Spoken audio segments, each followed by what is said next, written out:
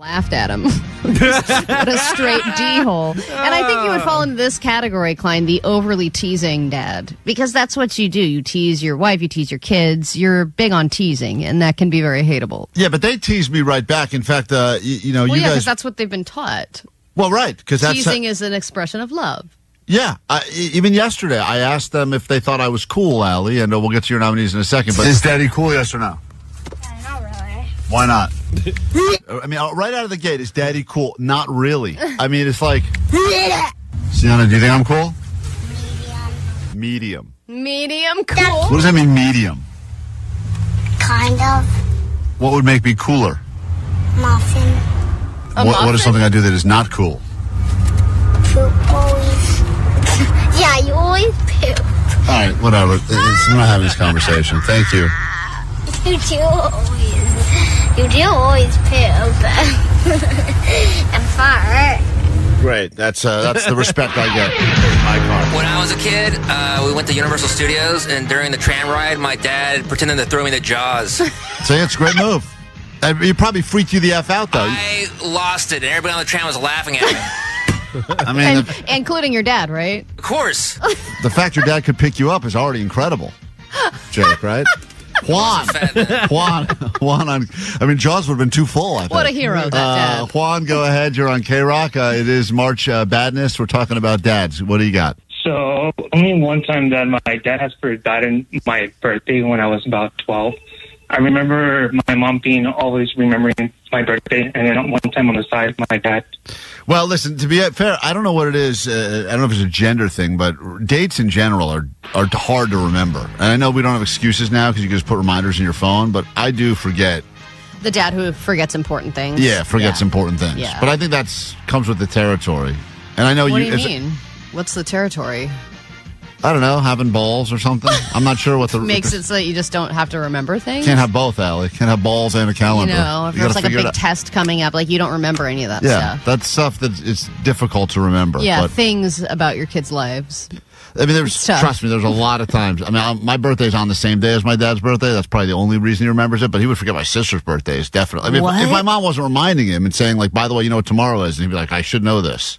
My dad, for a while, would wish me a happy birthday the day after, and he would leave a voicemail and everything. A day after? Yeah. But I think now he does it on time, but I think it's just, my dad is awesome. He's just a bit absent-minded. Hey, Matt, you're on KROQ. Good morning. It's the bracket of badness, talking dads today. Who deserves a spot in our top 8 seeds?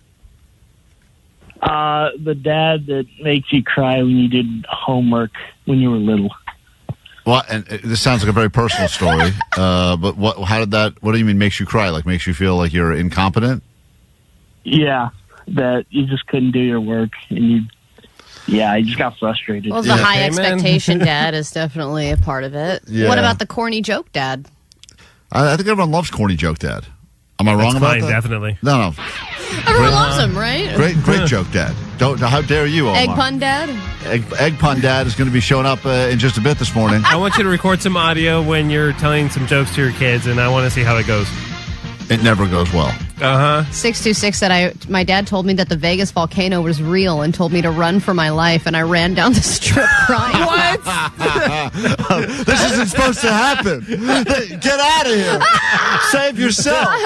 Hey, Eddie, we give you the final word on this, and then we have to close the bracket for now. We'll post it after we put together our top 8. What's up, Eddie? Oh, yeah. My dad used to be stuck in traffic, and he would take a Coke can, and he would just pee in it, and hand it over to me, and I have to hold it in my lap in like an hour. All right, well, don't you hate it? That is a very relatable story, and I think everyone can agree. The dad that makes you hold his urine in traffic is definitely deserving a spot. The worst. New KROQ music. What's up? It's Halsey, and this is my new song. Halsey, safe word. Here it is on the World Famous KROQ. KROQ.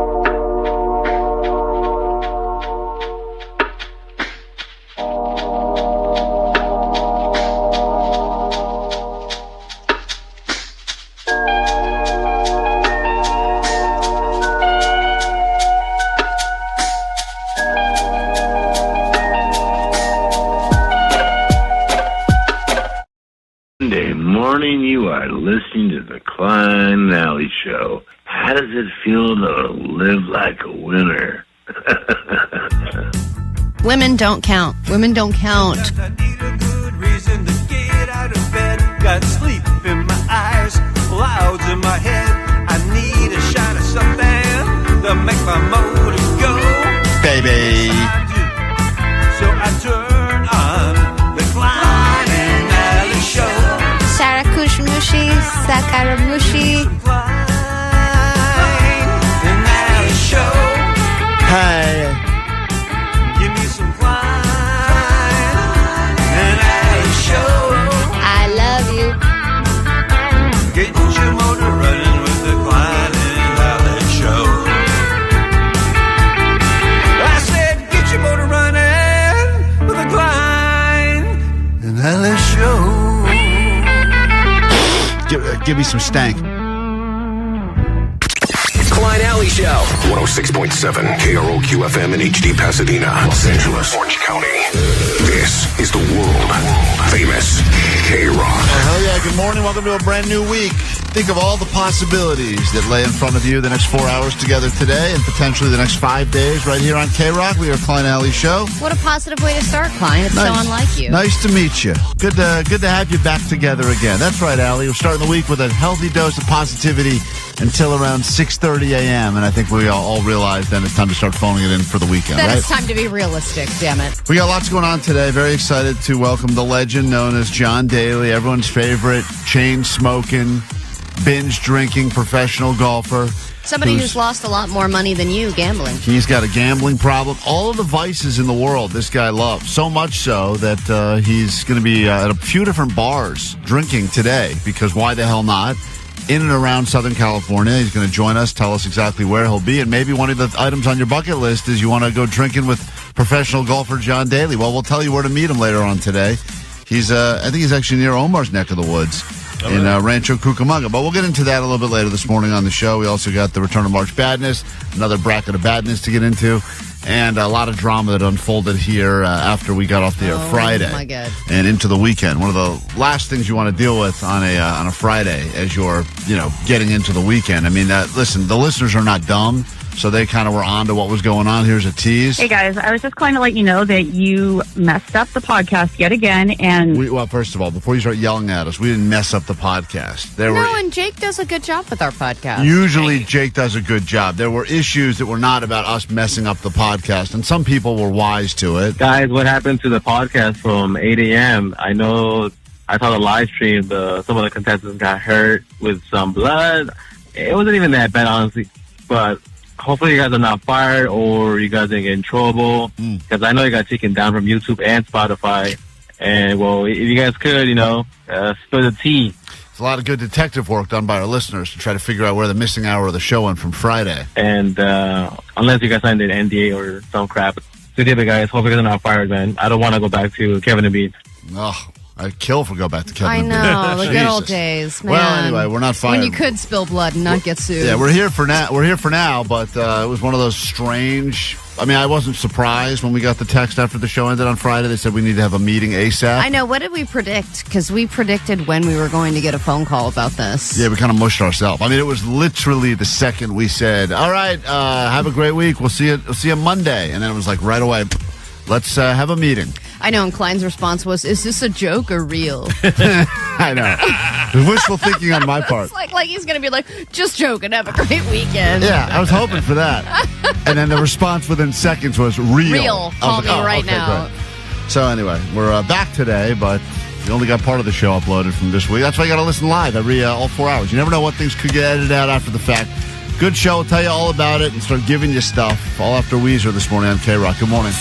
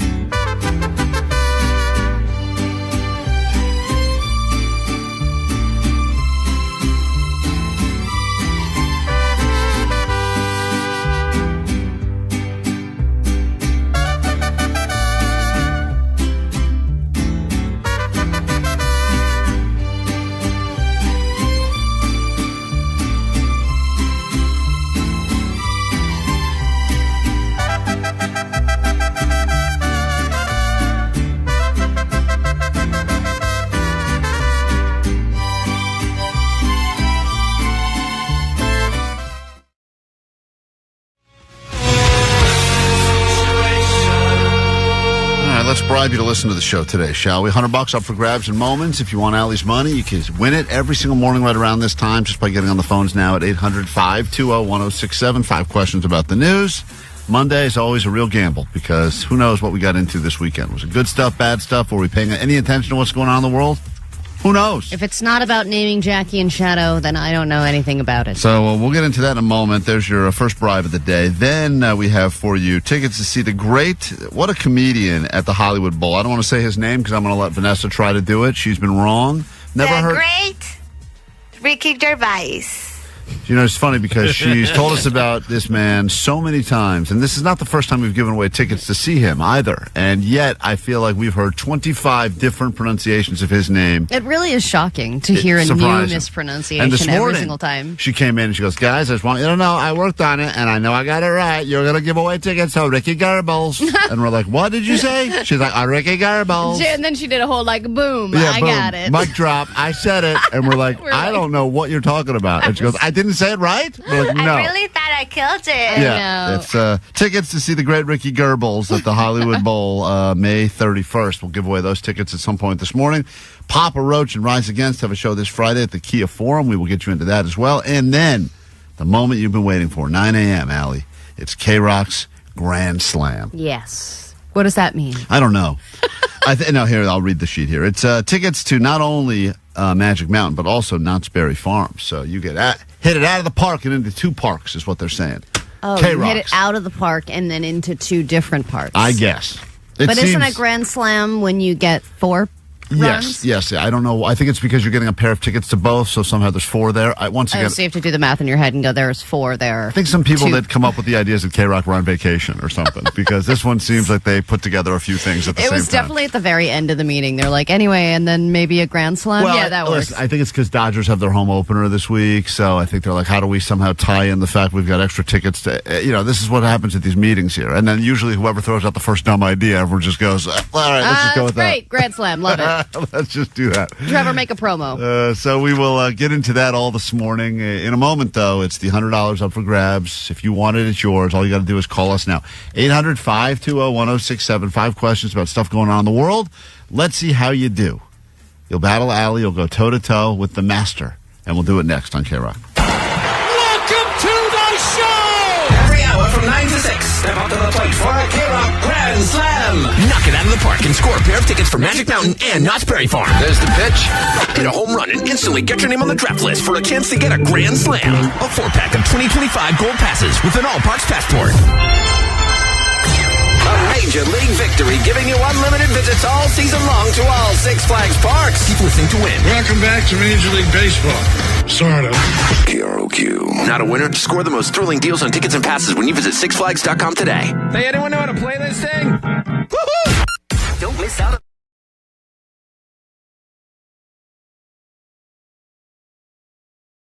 Play some Johnny Doesn't Know. Win some WonderCon tickets. Give us a call now. 800-520-1067. It's officially springtime. Does Johnny know anything about spring? You don't need to know the answers to these very easy questions. You just need to predict, will Johnny know? And we bring him into the KROQ studios. You can watch along, and I recommend you do. If you're not, check us out on YouTube as we're streaming. You can watch Johnny think, which is painful for the eyes and the ears at the very same time. This is Johnny Doesn't Know. Johnny doesn't know. I don't even know that. Oh, Johnny doesn't know. I wasn't even a sperm in my father's whatever. Johnny doesn't know. Johnny doesn't know. Johnny Cochran. That's OJ's real name? Johnny doesn't know. You thought the J in OJ stands for Johnny? Wasn't it like Orpheus Johnny or like... Orpheus Johnny, you got it. Orlando, you're off to a good start. Whatever that dude's name was, R.I.P. R.I.P. Johnny's in the studio now. Good morning, Johnny. Good morning, everybody. Fresh off of a busy week where he was speaking to the kids at Pacoima Middle School, gave them some words of wisdom and some very important quotes that they'll remember These forever. are some 3 quotes that literally they'll tell you. Beautifully said. Sauce. Up for grabs. That was a question, too. We got WonderCon tickets at the Anaheim Convention Center, but a lot of people just want to play the game because they love trying to get inside of Johnny's little brain. So it is officially, Johnny, you know what season began yesterday, right? Yeah, spring. Spring. Yeah. Why'd you bring the banana with you? Is that one of your lifelines? I just totally forgot I had it on me when I walked into the studio. Johnny's holding a banana because closed mouths don't eat, as he told us yesterday on the show. Oh, that's true. Let's say hi to Matt in Garden Grove for some Johnny Doesn't Know spring. Good morning, Matt. Good morning. Here we go. First question for Johnny. Johnny, the process of a caterpillar becoming a butterfly is known as what? Will Johnny know this, yes or no? Matt? I think Johnny's got this one. I think I know what he's going to say, but I don't think he's going to say the right thing. I think he's going to say a variation, but not the real thing. All right, Johnny, this guy says you will know. Johnny will know. The process of a caterpillar becoming a butterfly is known as what? Cocoon? Is that what? The process. The process? Like in the cocoon? Uh-huh. I know it goes in the cocoon and it stays there for like all winter. And then when it's ready to become the butterfly, it like blossoms out. But I know it's in the cocoon though. Right. Photosynthesis? Oh my God, I knew it. I Man. knew he would say photosynthesis. Did you really? Yes. You thought that's what he was going to go with? Yeah. I thought he was going to say Megatron. That's Star Wars, bro. It's not Star Wars. It's sorry. also wrong. What is it? It's amazing when he gets a wrong answer. He gets it like triple wrong for so many reasons. Johnny, the answer is the metamorphosis. Really?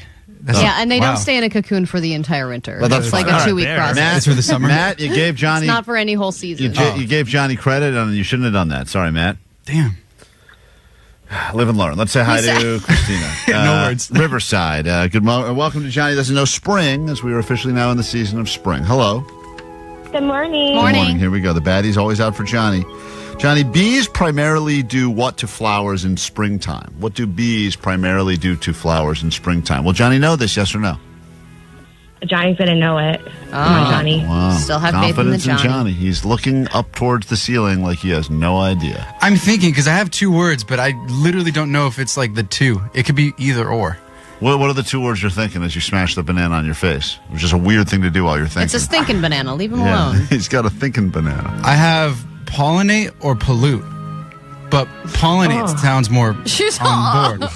Pollinate sounds like the right answer, though, because pollute is like what cars do. Pollution. Pollute. Sound it out. Pollinate is more like something like a bee would do, like the little yellow things on a sunflower. I think we all know what bees are. Yeah. I think that's what they do. So let's go pollinate. All right. Okay. Yeah, Christina, you said that Johnny would know, and Good Johnny job, got Johnny. it right. Johnny, congratulations. Pollinate. Didn't know Let's you got go. that one. Johnny gets one right, which means Christina gets one right because she had faith in him. We say hi to Marco listening to KROQ this morning. It's Johnny Doesn't Know Spring. Hello, Marco. Good morning. Good morning, Sweet David. What is the first day of spring called? Will Johnny know this, yes or no? I'm going to go with no. All right, Great Johnny. question. First day of spring is called what? Something solstice, because it's summer solstice, autumnal solstice. Spring is Did you say autonomous? Let him go. autumnal. He's cooking. Equinox. Spring equinox. Wow. Yes. Johnny boy. Yes. Johnny. Equinox. I am shocked. Like the gym, right? Spring That's equinox. Yeah. right. What Marco said you would get it or didn't? He said no. He said I Oh, sorry, wouldn't. Marco. You should have had faith in Johnny. Damn. Only one person Whoa. has gotten theirs right. I'm shocked Johnny got that. All right, I we think go- it's because it's a gym for baddies. He did get it. that's why he That's knew why it. I got equinox. I could see Klein's face, and I was like, Yeah. equinox. All right, we'll go one final contestant, and then we have to move on. Let's say hi to Ariana listening to us in Rosemead. Hey, good morning, Ariana. Welcome to KROQ this morning. Sweet David. Sweet divots to you and yours. All right, here we go. Final question. Johnny doesn't know. Spring. Let's go. Johnny, what color is the official color of spring? Most associated with spring? And I didn't realize it makes sense when you hear the answer, but will Johnny know this, yes or no? I'm going to say no, so I really hope he doesn't. All right, Johnny. Only one person has gotten a point so far in this round. Johnny, think of all the colors out there. Which one is most associated with spring? Is it weird that I kind of know this one, Allie? Oh, yeah. Is it like, Oh. You're doing the limp wrist? like, is it? I mean, Why are you making can a go gay? for it. Are you making a gay thing? Because, like, I have an answer, I think. What is the answer? But I don't know why I know it. Is it purple? Gwen Stefani, purple? Why do you keep doing that with your wrist? It's like It's very offensive each and every time. Are you making a But gay keep comment doing at it. Allie? because Hey. What are you doing exactly? I don't want to answer correctly, because if I do, then it's going to be like, oh, like Answer the answer. Like you're Purple. going to assume that it's purple because it's spring. yes, purple, and the flowers are purple, not red, because that's Valentine's. Right. All right. She said Johnny would not know, and Johnny did not know. It's a green, Johnny. Green? Yeah, That's green. St. Patrick's Day. Yeah, which happens. Listen, everything is green. Everything turns green. Green is the official color of spring. But why can't it be purple, though? Because purple's more Why like... can't it be? Because it's not. I like purple. That's why. I like you, Jake. All right. Jake's a little... Two people got theirs right. Who's going to go to WonderCon? All right. Congrats to Christina. You're Hey, winning. congratulations. You're a big winner in this round of Johnny Doesn't Know. Hang tight 1 second. We got to take a quick break. Listeners have started to pour into the building. They want to win eggs for a year. We got that to get to and much more. Plus, Festival Fever rolls on. We'll get you into Aftershock later this morning right here, KROQ.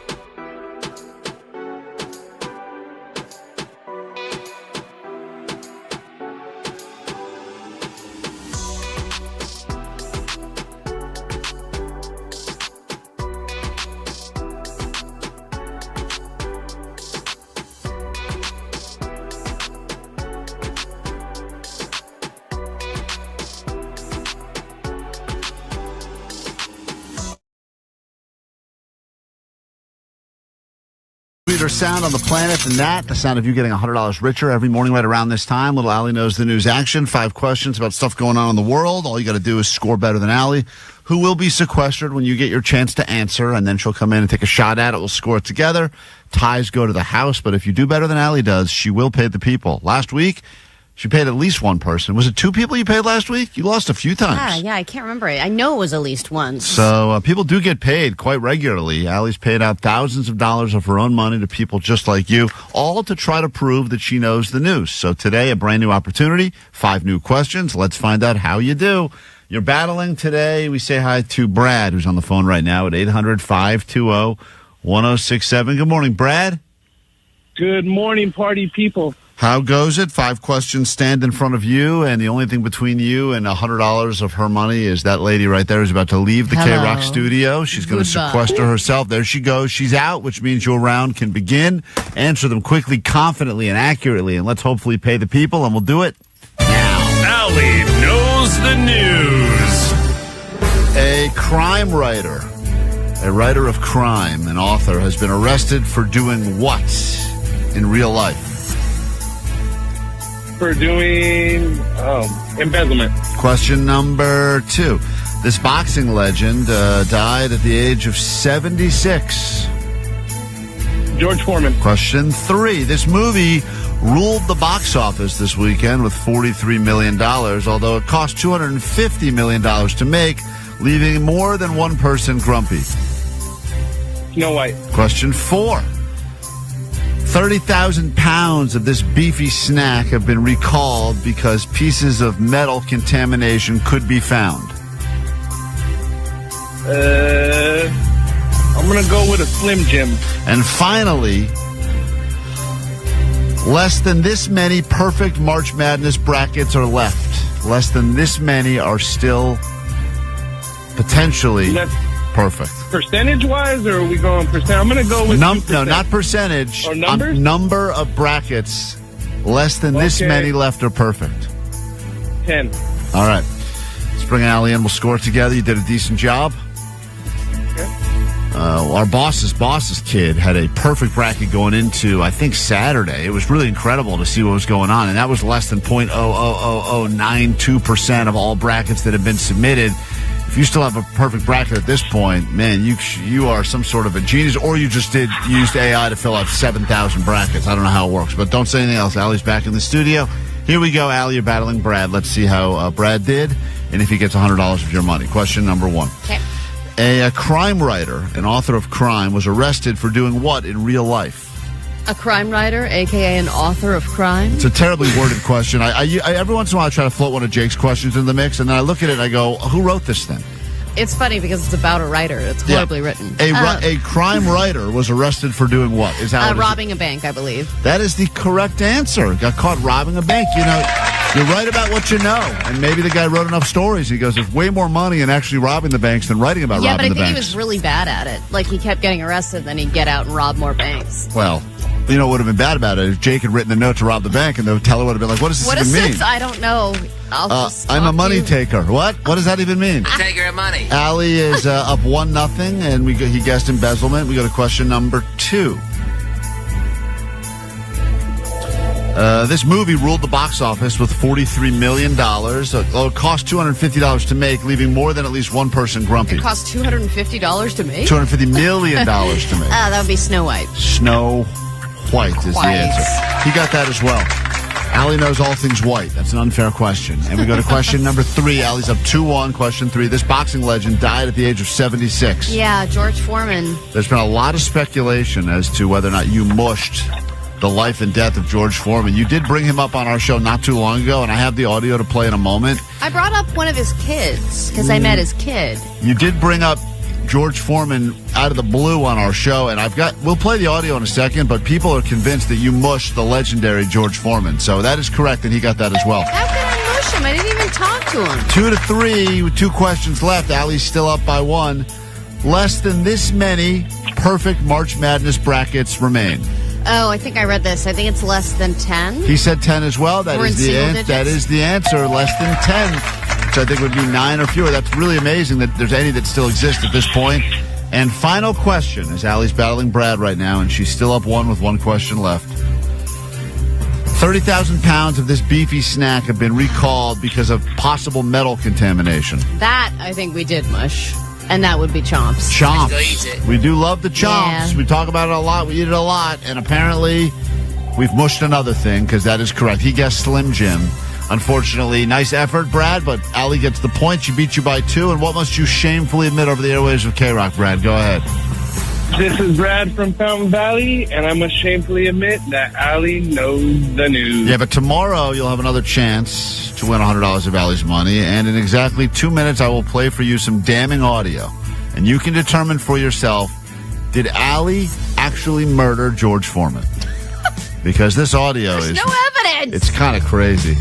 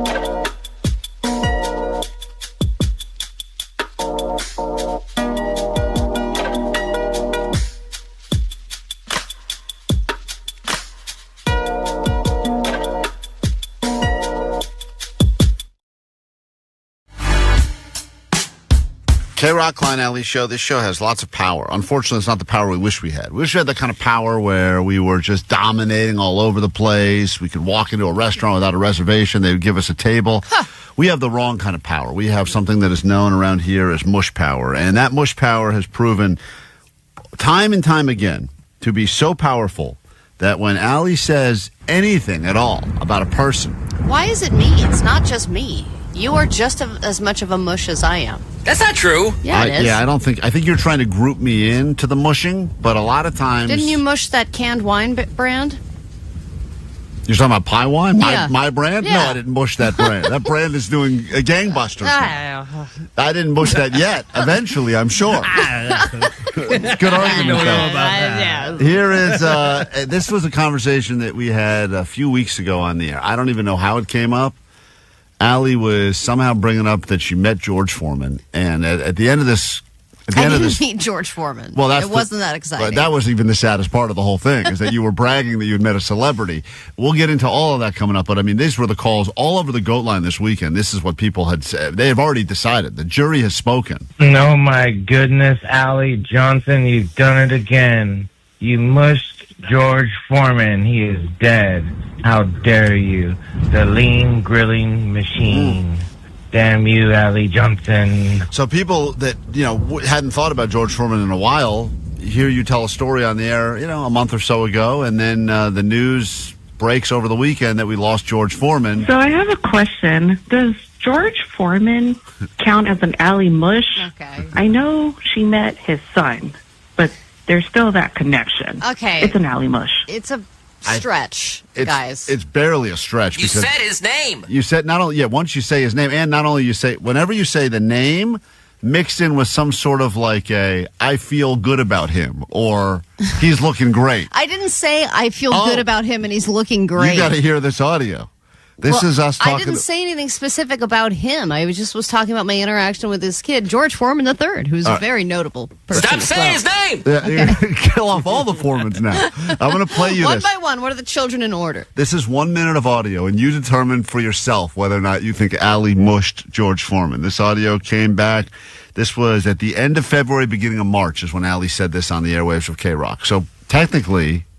In less than 30 days. It's really remarkable. Your mush speed is getting faster. He is a huge... I said the most famous person in the family is the dad. Because not only is People are guessing Nick Cannon if they have a lot of kids. No, but that's also a good guess. This is when Allie came in and teased us with the fact that she had a big encounter with a big celebrity, and then we found that it wasn't a celebrity, it was the child of a celebrity. And we had exciting. We still had to guess who it was. She wouldn't even lead with that. So we're guessing who the hell, and then she said the person had a big family. So that's where we start this audio. I should point that out. So we guessed Nick Cannon, and then we finally get to the big sweet payoff, and this is where the mushing happened. Father in the family is famous for a little grill that you might have in your kitchen. Oh, now I'm less impressed. I mean, George Foreman's cool, but George Foreman III or whatever, because he's got 19 Georges in his family? Yeah, this is the most famous George. No, it's not. No, it's not. George Foreman is the most famous George. After George. There are like 9 Georges out. He was like, this is my friend George. And I was like, hi, George. And then he was like, oh, he's got a boxing gym downstairs. I was like, oh, okay, who cares? And then I'm talking to him about all the other stuff that he's doing. And then apparently he was George Foreman,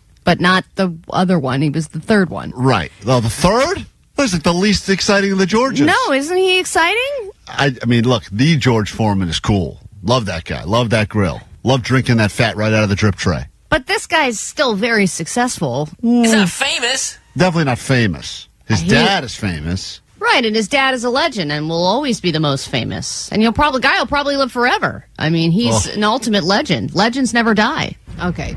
George Foreman, the heavyweight champ, larger than life in every way, passed away today at the age of 76. God, your mush power is so powerful. Come on, I think we have actually George Foreman on. George, did I mush you? Uh-huh. Okay, come on. God damn it. That's not fair. That is... How did we get him? That's amazing. I mean, Allie, that is damning audio right there. All right, you know what? Never say legends never die again. Because, I mean, I'm just... What other legends can I off this week? Let's see. Any requests? Does anybody have any requests of any people they'd like to... The problem is we've tried to use your reverse mush power for the benefit of the show. No, it always has to be accidental. It can't be intentional. If I really want something to happen, the curse on my family will take place, and it will offset the mush power. Did you get contact information when you met George Foreman III that you can send an apology note at the very least? I could probably get him an apology note, yeah. Because when you understand why. Why would I just send him, hey, it was great meeting you last month. I think, by the way, I killed your dad. I'm sorry about that. Yeah, that's a good note. It's a good place to start right Is it? there. Yeah. Write it for you? I think Jake can write it for you. I mean, this is... It's a very long, wordy once again, just apology if you're letter. joining us, Allie's been accused of mushing the great George Foreman, and maybe it was these words. I'm not sure which words it were. I would say these were the ones that did it. Right, and his dad is a legend and will always be the most famous. And guy will probably live forever. I mean, he's an ultimate legend. Legends never die. I don't recall actually saying that. Power. 949 said Allie is the real Bloody Mary. You really are. I'm concerned. Say my name 3 times and I'll kill your whole family. You got to stay on Allie's good side, or else watch out. Just watch out. George Foreman, R.I.P. And I'm sorry to all of the other Georges that we had something to do with this.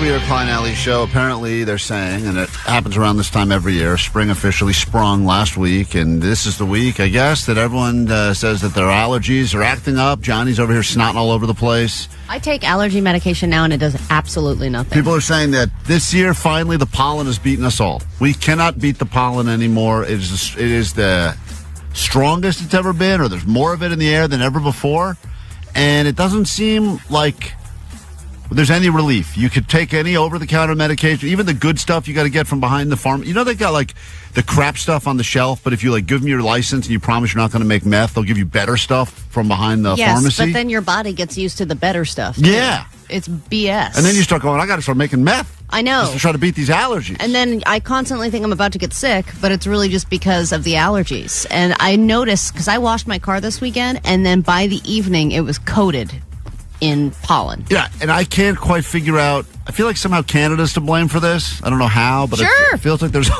Let's raise the But tariffs. you know what, Canada? Legends never die. Oh, God. Here we go. Oh, no. Here watch out. Sorry, Canada. Sorry.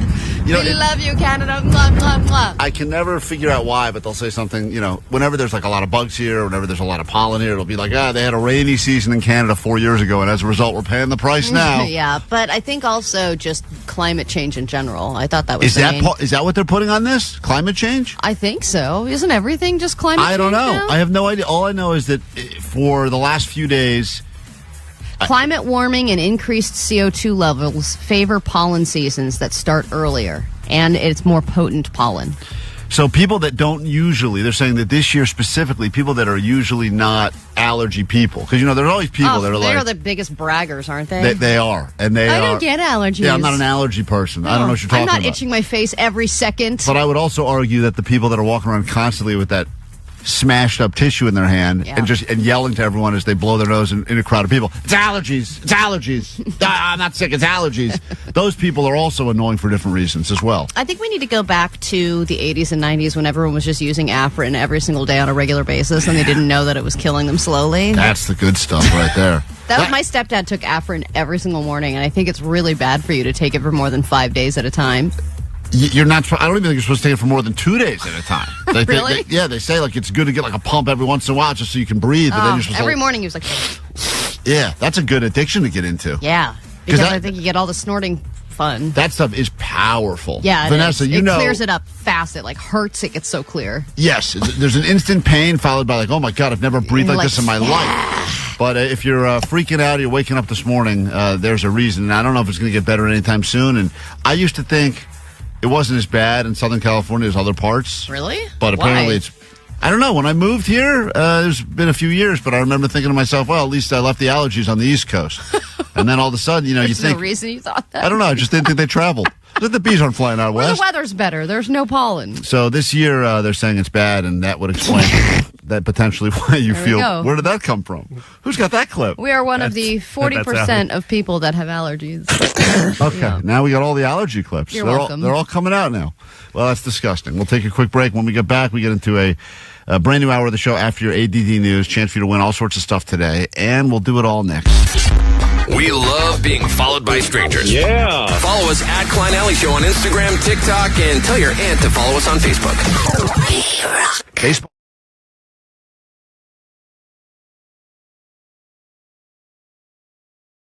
Spicy pizza. One of our favorite pizza places, Chris from Ozzy's a pizza, the best New Haven style pizza there is. I would even argue better than the pizza you get in New Haven out here in Los Angeles, California. What's up, Chris? Hey guys, thank you so much Good for to having see you us. again. Thanks for the free pizza. Absolutely. Oh no, we're paying for this. Oh, yeah, we have Allie. Well, then get out of here. Put it on Allie's tab. Hey, in all seriousness, Chris was last on the show. I think he helped us judge the ex-con ramen cooking contest. Yes, that was great. And when we did a menu redo a while back, you agreed to put the driving slice on the menu for delivery drivers so they could have a little sliver of pizza while bringing other people their full pizzas. So yeah, you're, we did the you're whole a good thing. man. Yeah, you've been a big supporter of the show, so thank Klein, you for that. Why is there already a piece missing from this? I had a piece already. What the hell? It just got here. I know, How did you even do that? When I went during the break, I saw the pizza was sitting there and no one was standing over it, so I grabbed a piece. Well, a lot of respect, Chris, for keeping the tiny table in there. That's what you do. It makes people feel like they're at home. Yeah, You need the little table. in a little tiny table. In a moment, we're going to bring Jake the Nerd in here. Jake, we've decided you're going to wear the shock collar today because you got so fat and you're not supposed to be eating junk food. We're going to bring you a bunch of different pizza snacks to eat for the high voltage food review. Okay? But that's exactly what I should be eating it. Well, you can. Maybe you won't swallow it if you're getting shocked once you have the shock collar on. You can watch along on YouTube, by the way. It's worth watching. You're going to want to watch this. It's fun to listen to, but even better to watch. What do you got going on for Pi Day, Chris? So today, obviously, it's National Pi Day, so 3.14. So from 3:14 p.m. to 6:28 p.m., if you buy a pizza, you get one half off. Oh, nice. Everyone's got different deals happening on Pi Day. It's a great day. I don't know. I said it's kind of become the unofficial holiday of pizza, which is interesting because it was supposed to be some weird holiday for nerds, and then the pizza people have kind of taken it over now, and they said it's and a then day for actual us. pie is like, Yeah. what? Yeah, right. Actually, the number pie is like, it's my day. Yeah, foodies have taken over every sort of fake holiday at this point. Right, So it makes my life easier. I'm glad your promotion doesn't make us do math. No math. Just starting at 3:14. If someone shows up at 3:12, you're paying full price for all your pizza. But Yep, after and 3:14 Milton will tell them this to pay full. That's how pay it works. full. That's how it works. New location, 5300 Lankershim Boulevard, Suite 103. Open 7 days a week, which is great because a lot of pizza places, I've said this before, they get weird hours. All of a sudden, you show up on a Wednesday. They're like, sorry, it's only cash on Tuesdays. Or they're like, we're closed after 3. Yeah, you're like, what happened? Yeah. I don't know why. I don't know what that is in the pizza world where they feel need to be weird with hours sometimes. Well, Funny Jake- story. Oh, sorry. Oh, go ahead. I was just going to say, I heard from an old-timer pizza guy, he just wanted to sleep, so he used to make his hours his siesta. Oh, nice. So he'd be open 12 to 3, sleep from like 3 to 5, and then go back at 6. Yeah, well, I mean, I feel like pizza guys are just so laid back. Most of the pizza people I know. Jake, you have to take your headphones off so you don't hear this part. We have to come up with 5 buzzwords. These are words that if Jake says during his review of any of these pizza items in here, look in front of you, Chris. You got that can of soda. That's a pizza-flavored soda. Hold that up so the camera sees that. That is a pepperoni pizza-flavored soda from a brand called Perfy that they released. It's supposed to taste like cheese and pepperoni pizza, but it is still technically a soda. We're going to try that. I think we have the pizza Cheetos over Chris there. is like, whoa. A bag of the pizza Cheetos. This is right. Good. Cheetos came out with some puffs, cheese pizza flavored. And then, of course, we got the delicious pizza from Ozzy's, And including we got a cheese and an eggplant It's one. a new flavor, the eggplant emoji pizza, right? Yeah. We're calling that one the purple pizza eater. Oh, my Jake. God, perfect for you, Jake. You love purple. He can't hear us, I don't think. Oh, but that's anyway. right. All right. Okay. Here we go. 5 buzzwords. Chris, you get to give us a word. If Jake says this word during his review of any of these pizza foods, we will shock him with pure electricity that'll course through his veins. Yeah, and as a pizza connoisseur, you have to think about what is a word that he would likely say upon trying pizza or anything pizza flavored. So I was thinking about it. I was going to go with like food stuff, but I'm just going to go with savory. I think savory. okay. Savory is a Nice. good word. All right, Allie, you have a word you want to do? I'm just gonna go good. Yeah, he says that all the time. Yeah, it's good. It's good. Good. Yeah, Good. yeah. I'm going to say cheesy or cheese. I feel like he'll definitely say that because that's the one thing all these things have in Yeah, common. like I can taste the cheese. Yeah, The Omar, cheese is coming you through. have a word you want to throw in? The 5 buzzwords for Jake. Savory's off the board. Good is off the board. Cheese is off the I board. think he'll say, I eats it. So eat, maybe? Yeah, around. all right. That's a good one. He does say that a lot. Okay, Eat. eat. And final word I'll give to the text line at 800-520-1067. They've said pizza. That's the word they've come up with. So let's go with pizza. Okay. All right. Send Jake in so we can do some high voltage food Thanks, review. Chris. Here we go. Appreciate This you. is exciting. Here comes Jake.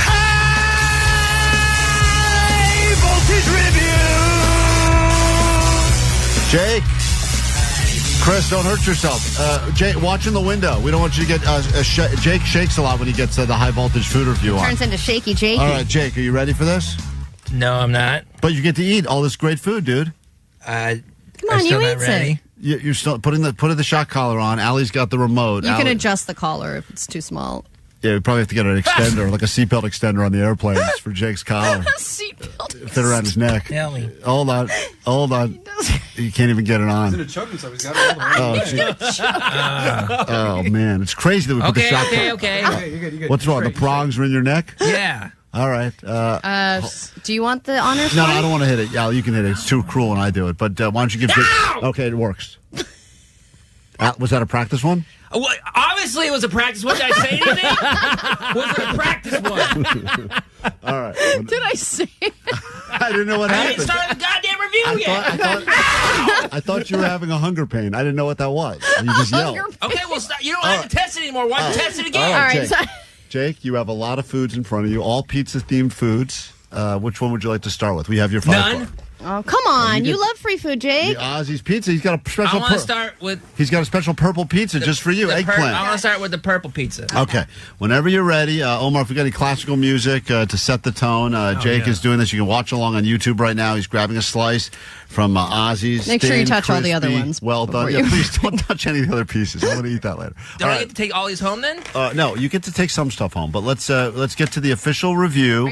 The box is not. All right. The shock collar is on. Jake the nerd is doing this. Is a Pi Day special high voltage food review. He's going to go ahead and do some speed reviews because we have a lot of food. Whenever you are Can't ready, wait. Hurry up. to Start the begin. timer. He's so hungry. He almost swallowed that whole piece. Okay, Jake is eating now. Need the review whenever you're ready. Let's see. What words would you not pick? No, that's not Oh, how you come do a on, review. Jake. Just review Be the real. pizza. I think it's super good. Ow! It's cheesy.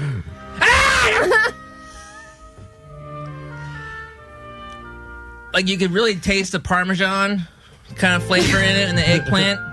Okay. And I like it. It was close enough. Yeah, it was close. That one wasn't really one of his words. We're not. You go move on to the next item. It's good though. Jake is now cracking the can of this. Is the pizza soda. This is called. It's soda that's supposed to taste like pizza. This is called It's Soda. That's supposed to he's taste like blocking pizza. Weird. He's blocking the name of it with his finger. Perfy. That's yeah, right. it's a little weird. It's like pizza, but ow! God. But it's sweet, and so it doesn't taste off. It's sweet as opposed to. I'm not saying what you're trying to get me to say. And now he's moving over to the pizza Cheetos.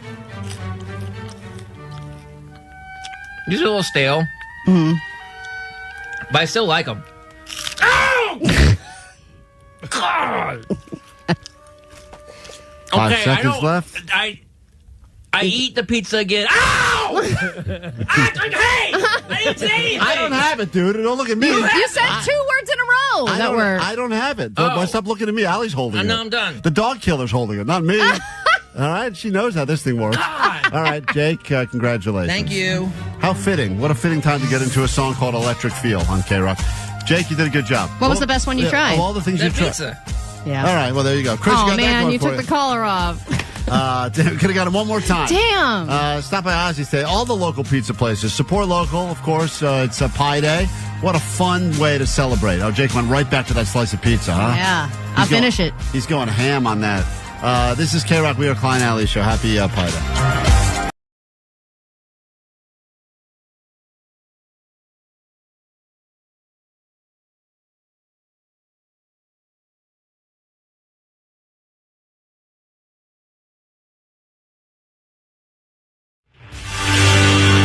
Oh my goodness, Allie Johnson, you've done it again. She will. It's time for your ADD news right now on KROQ. Grab your Adderall. It's time for ADD News. All right, if you've spent hours watching the Big Bear, Jackie, and Shadow Eagle Cam, you should be rewarded for your time, and the reward is the chance to give them a name. The last time Jackie and Shadow had an eaglet was a few years back. The baby was named Spirit. It was named by a bunch of third graders. This time around, they're doing things a little differently. They'd like to get the general public involved because they know everyone's obsessed. And because they need to capitalize on this a little bit and try and make some money in the process. So, for $5, you can go online and pitch one name. $10. Wait, hold on. $5 just to pitch the name. $10 for 3 names. And $25 for 10 name entries. And you can continue doing this until Friday. That's the deadline. Then a list of finalists will be randomly computer generated and sent to those same third graders. And then I was wondering why it's always that one class of third graders. But this year they're allowing the 4th and 5th grade class to participate as well. And they're going to do secret ballot voting until the final decision is made April 1st. And they are encouraging everyone to submit gender-neutral names, not because they're necessarily woke, but because they don't know the gender of the eaglets yet. Imogen Poots. That's a great one. Great name. Send it. Could be anything. But this has to be ultimately chosen by 3rd, 4th, and 5th graders, so you have to think about how they think. Oh, you got to do like Poopy McPoof face. Yeah, exactly. That would crush. That's the name. Unfortunately, it will end up probably being another sort of, Liberty or something like that. They're going to go with something similar to what they went around with last time. Well, all this pay to play nonsense. So get your vote in, get your names in. None of those names are going to be the name of the eagle. Oh no, I mean they're going to, even just the fact that they're computer generating the finalists. That means that probably 90% of the good names are going to be eliminated just by computer-generated lists. Yeah, if we've learned anything, it's that when you let the general public name anything, and they've failed so many times. Name the snowplow, name the boat, name the new Mountain Dew flavor. It always ends up being some variation of boobs and Hitler. No, remember Boney McBoatface? But Boney McBoatface was like the best public name ever. But for the most part, since then, they always go, well, this backfired in a big way. Because people like to feel like, let's get one over on the man by coming up with a name so egregious they couldn't possibly use it. Or it's, in this case, a lot of middle-aged people that are just like, let me come up with something punny, and they want to come up with like a really fun name that's not really going to be funny to 3rd, 4th, and 5th graders. I wonder if for less money you could name the eaglet that didn't make it. That's what I was thinking, but they already named that one. They did? They named the one who died? Then they named it Misty. George Foreman. No. I know this is a sad way to end, but they did name it after someone who had passed. Oh, really? Yeah. Oh, I know, that seems weird. Well, I think it was what a like in downer. honor of the person that died. Anyway. All right. Did you get an invite? Jeff Bezos and Lauren Sanchez have officially sent out their wedding invitations. And if you've ever been to a rich person wedding, imagine that experience times 1,000,000, and you might have a slight idea of what is about to go down. The wedding is going to take place in Italy this summer. Seems like a little late to send out a save the date, Do but you know two people that work on this show had an outside chance of getting to this wedding? And one of those people is DJ Omar Khan, and not just to DJ, because Omar used to party with Sanchez, right, Omar? Yeah, way back in the day, yep. Omar used to party with Sanchez. So if you had kept that relationship going, you would have been on the guest list. And my wife was like pretty close to working with the Bezoses. Like she had a meeting with them to like do some styling stuff. I And know. So what the hell happened? I told her, I'm like, dude, do whatever they say. Just get in on that. Get in. I want to go to this wedding. It's going to be fun. And she I would've saw been them awesome. cuddling at Coachella, so I almost got an invite too. Right. You saw them cuddling while you were sneaking chili into Coachella last year. But I'm just saying, none of us were able to make it happen. But man, that is going to be the wedding to end all weddings. Klein, don't be pessimistic. I am hopeful that somebody on this show can get to that wedding.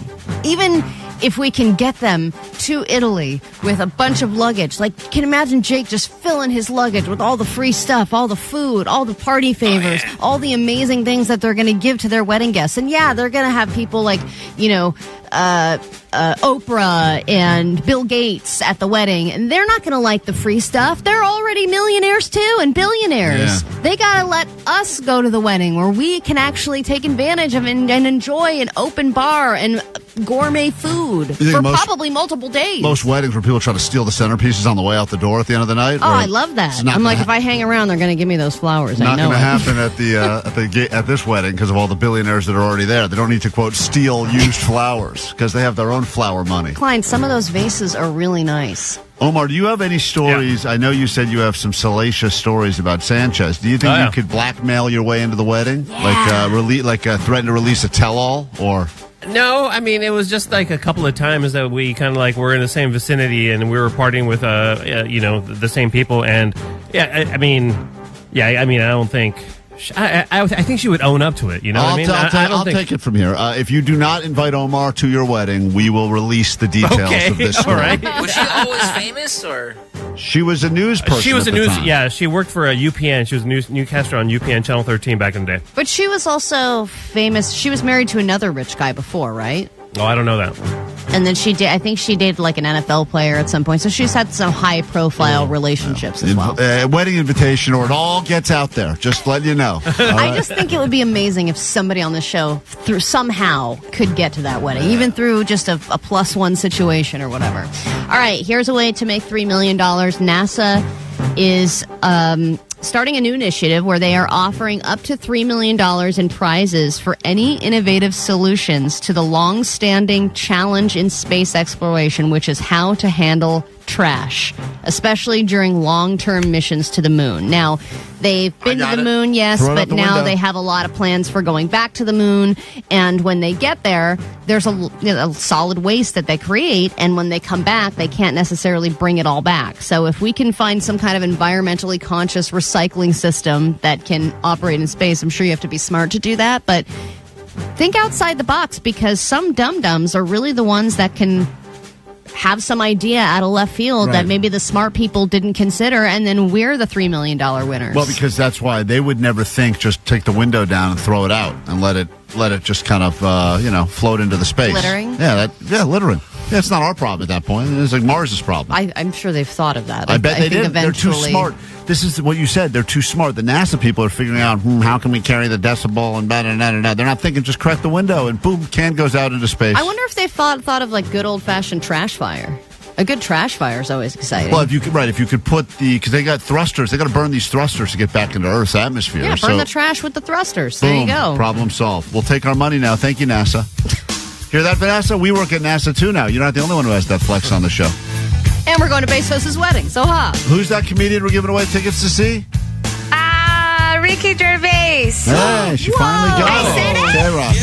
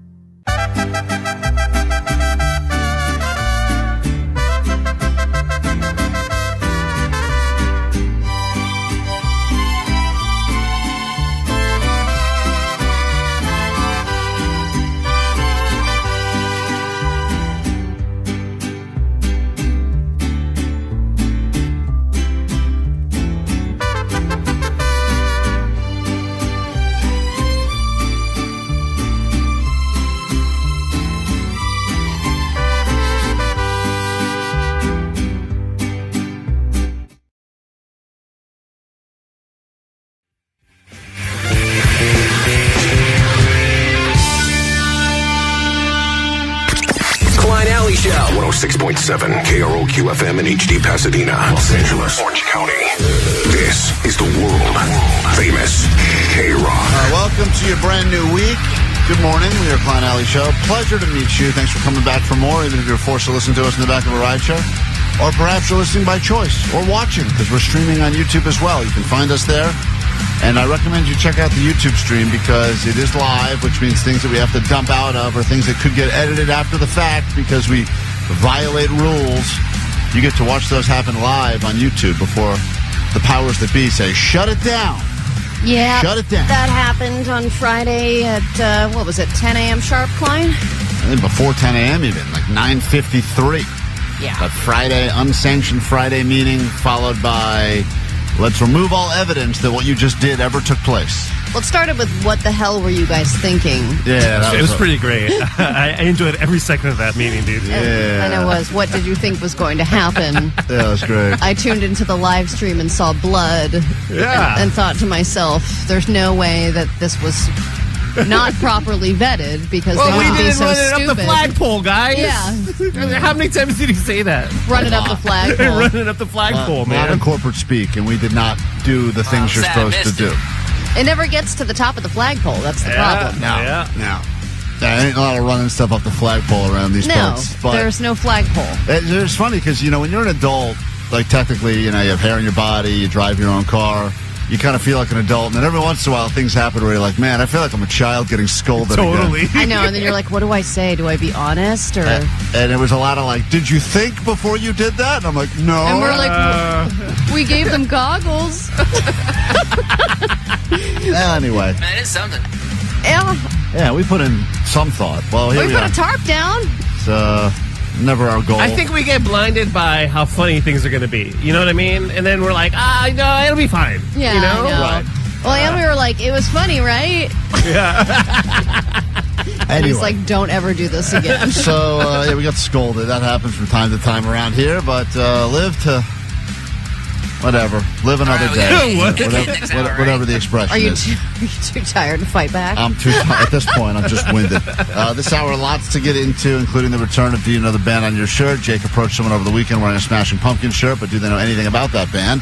We'll get into that. We also got that's our next thing we're going to do. We get people to get pumpkins and smash it on their heads. Smash it. Smashing pumpkin They tickets. don't know. And That's- eggs, too, just for the hell of it. We got that coming up later this hour. Later this morning, Ricky Gervais tickets at the Bowl, Papa Roach, Rise Against at the Forum, and at 9 a.m. you can be a part of KROQ's Grand Slam. Tickets to Magic Mountain and Knott's Berry Farm. 4 tickets, 2 parks, as we welcome baseball season back to Southern California.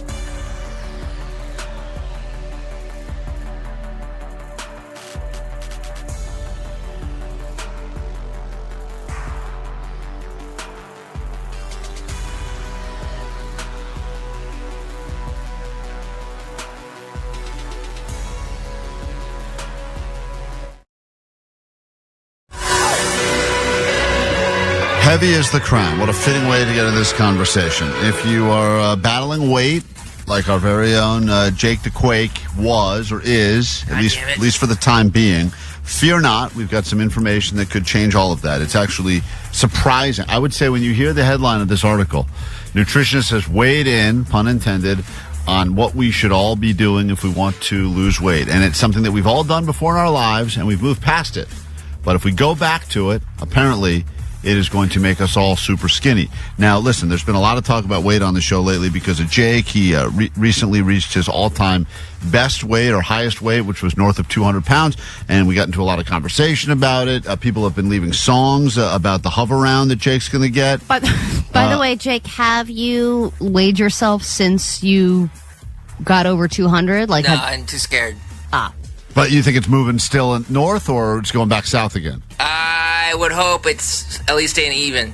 Hub, hub, hub, hub, hub around. Hub, hub, hub, hub, hub around. Hub around. JT got back. Now, some people enjoy I don't like it. that. Why wasn't Hoveround using that as their jingle? I don't know. Hub around. People are also not happy because they think that there has been some unnecessary fat shaming on the show, and there has been. There's a woman that is defending you, Jake. Hey guys, it's Junk. Sorry if my TV's loud. I just want to say, the fat shaming you're doing with Jake is kind of not cool.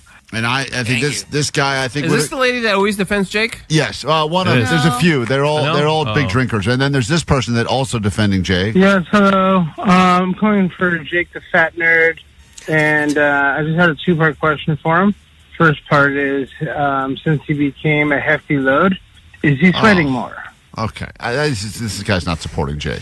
All right, you know what? I actually do agree that there is unnecessary fat shaming going on. Yeah. And I don't necessarily agree with the words and the jokes that we're giving to Jake.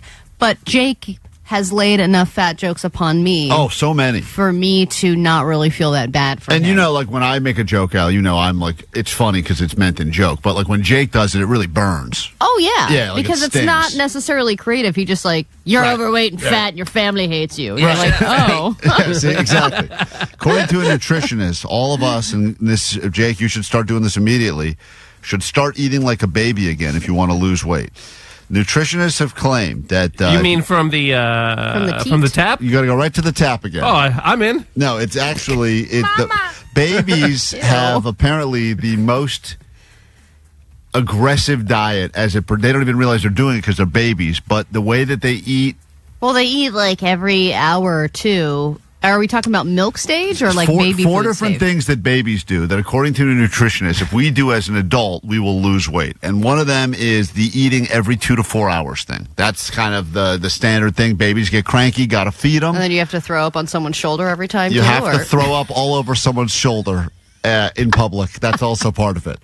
So the idea is that if you're eating more often like babies do, just think of the baby method now. This is a whole new way, Jake, and I know that you're going to start doing the injections, and I think that's great. But I also think for our own social media purposes, you have to do this too. Should start eating like a baby. But baby food has a ton of calories in it because not actual baby food, because you're right, babies do need the calories. But if you start pureeing and eating the pureed food, it's much more digestible quicker. So they're saying that is step 2 of this process. Is just like with a baby where everything's kind of like pre-mashed and pre-chewed.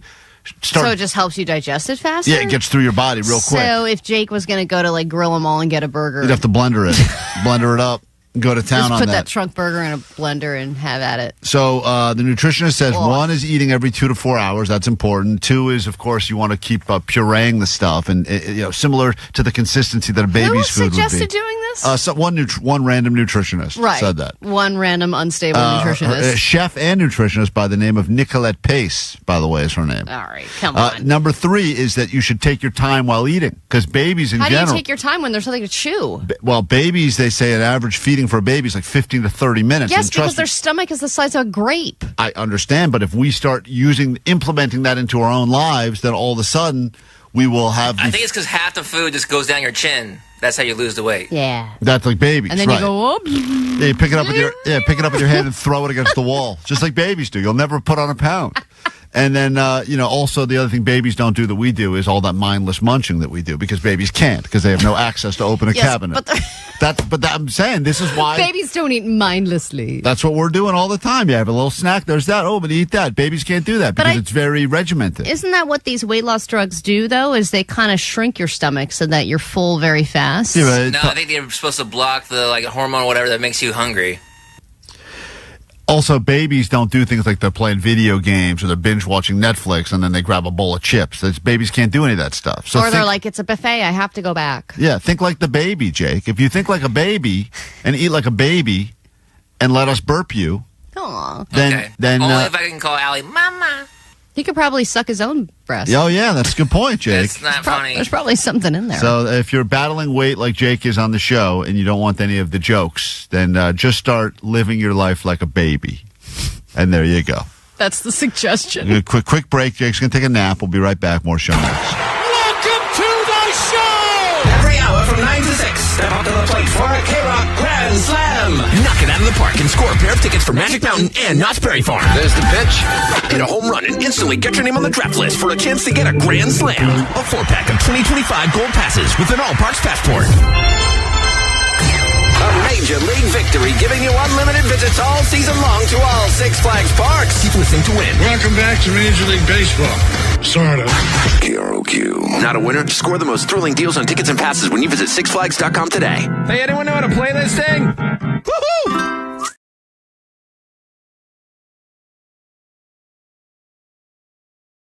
Jake, we tried to help you, man. We really did. And this would be the third attempt at a sex experiment with Jake the Nerd. The guy is on a 5, 6, or 7 month dry spell now since moving in with his girlfriend. Usually that's when you would think the relationship was at its best. When you first move in together, but you're not married. You still got all that fun of reckless sex. No kids to ruin that. Gosh, that's amazing. Good and you can have times. sex whenever you want. Whenever. You're living together now. No reason not to. Wherever you want. But for whatever reason, Jake has entered month number 6 of a dry spell. And we've given him 3 different sex experiments to try to bring anything into this guy's life. Mm-hmm. And in a lot of ways, he's doing it to himself. But I also do feel bad. But I know that he could change his situation if he really put his mind to it. A lot of people on the text line also claim that they can out-dry spell Jake, and that's not really what this is turning into, a battle of that. But if you've ever snapped a long dry spell, maybe you had something that worked for you, because we've tried, and I thought yesterday was going to be the slam-dunk home run for Jake, because those giant flowers that arrived here for Vanessa, sent by a listener, she didn't know. She didn't want them because she didn't know who they were from, and she was creeped out. We convinced her there's a hidden camera inside, so we gave them to Jake to give to his girlfriend, because he never does nice things like that for her. Yes, and I think this would be something that made her feel loved, because there are plenty of times where he's ditched her to go see shows. He's bought gifts for himself at those shows without thinking of her and giving her anything. I think for Valentine's Day, he picked up some flowers at Vaughn's. And like a chocolate bar. And chocolates. A chocolate bar. So anyway. Because we told him to. Right, we told him to. Anyway, here is him attempting to give her the flowers. And any woman would, I think, for the most part, be like, wow, this guy spent, it's a real deal. I mean, you can see pictures of this on our socials. So it's beautiful. $400 operation here. Listen to this. Hey, I got you a present. I have a present. Even the way he says it, it's like, come here, you. Hey, got you a present. It's like, you don't even set it up nicely. She loves him supposedly, so no, maybe this is Does she say for that, her. Jake? Sometimes. She says, I love you to you? Yeah, if I say it first. Oh, my God. Are you sure you're still in a relationship? I hope so. Like, maybe she thinks that you guys have broken up. Have you ever checked? Like, I don't... Allie, I think you're right. When you hear this, you may even lean even more into that theory, because really? listen. Yeah. Hey, I got you a present. I have a present for you. Yeah, what? Yeah, that's like what? the help. She yeah, seems what do you annoyed want? by it. You're out of your wing. How did you get it? What do you mean, how did I get it? Did you steal from someone? Oh, my... Did you steal it from someone? It's her first question. Did you find this on the side of the road? It's her first thought. Dude, the presentation is everything, Jake. You show up She was gone when I got home. I was going to do it right when I got home and surprise her. I was going to have this whole thing, but she was gone. So she came back later during nap time. I was asleep. So this is after I woke up, and she was in the house, and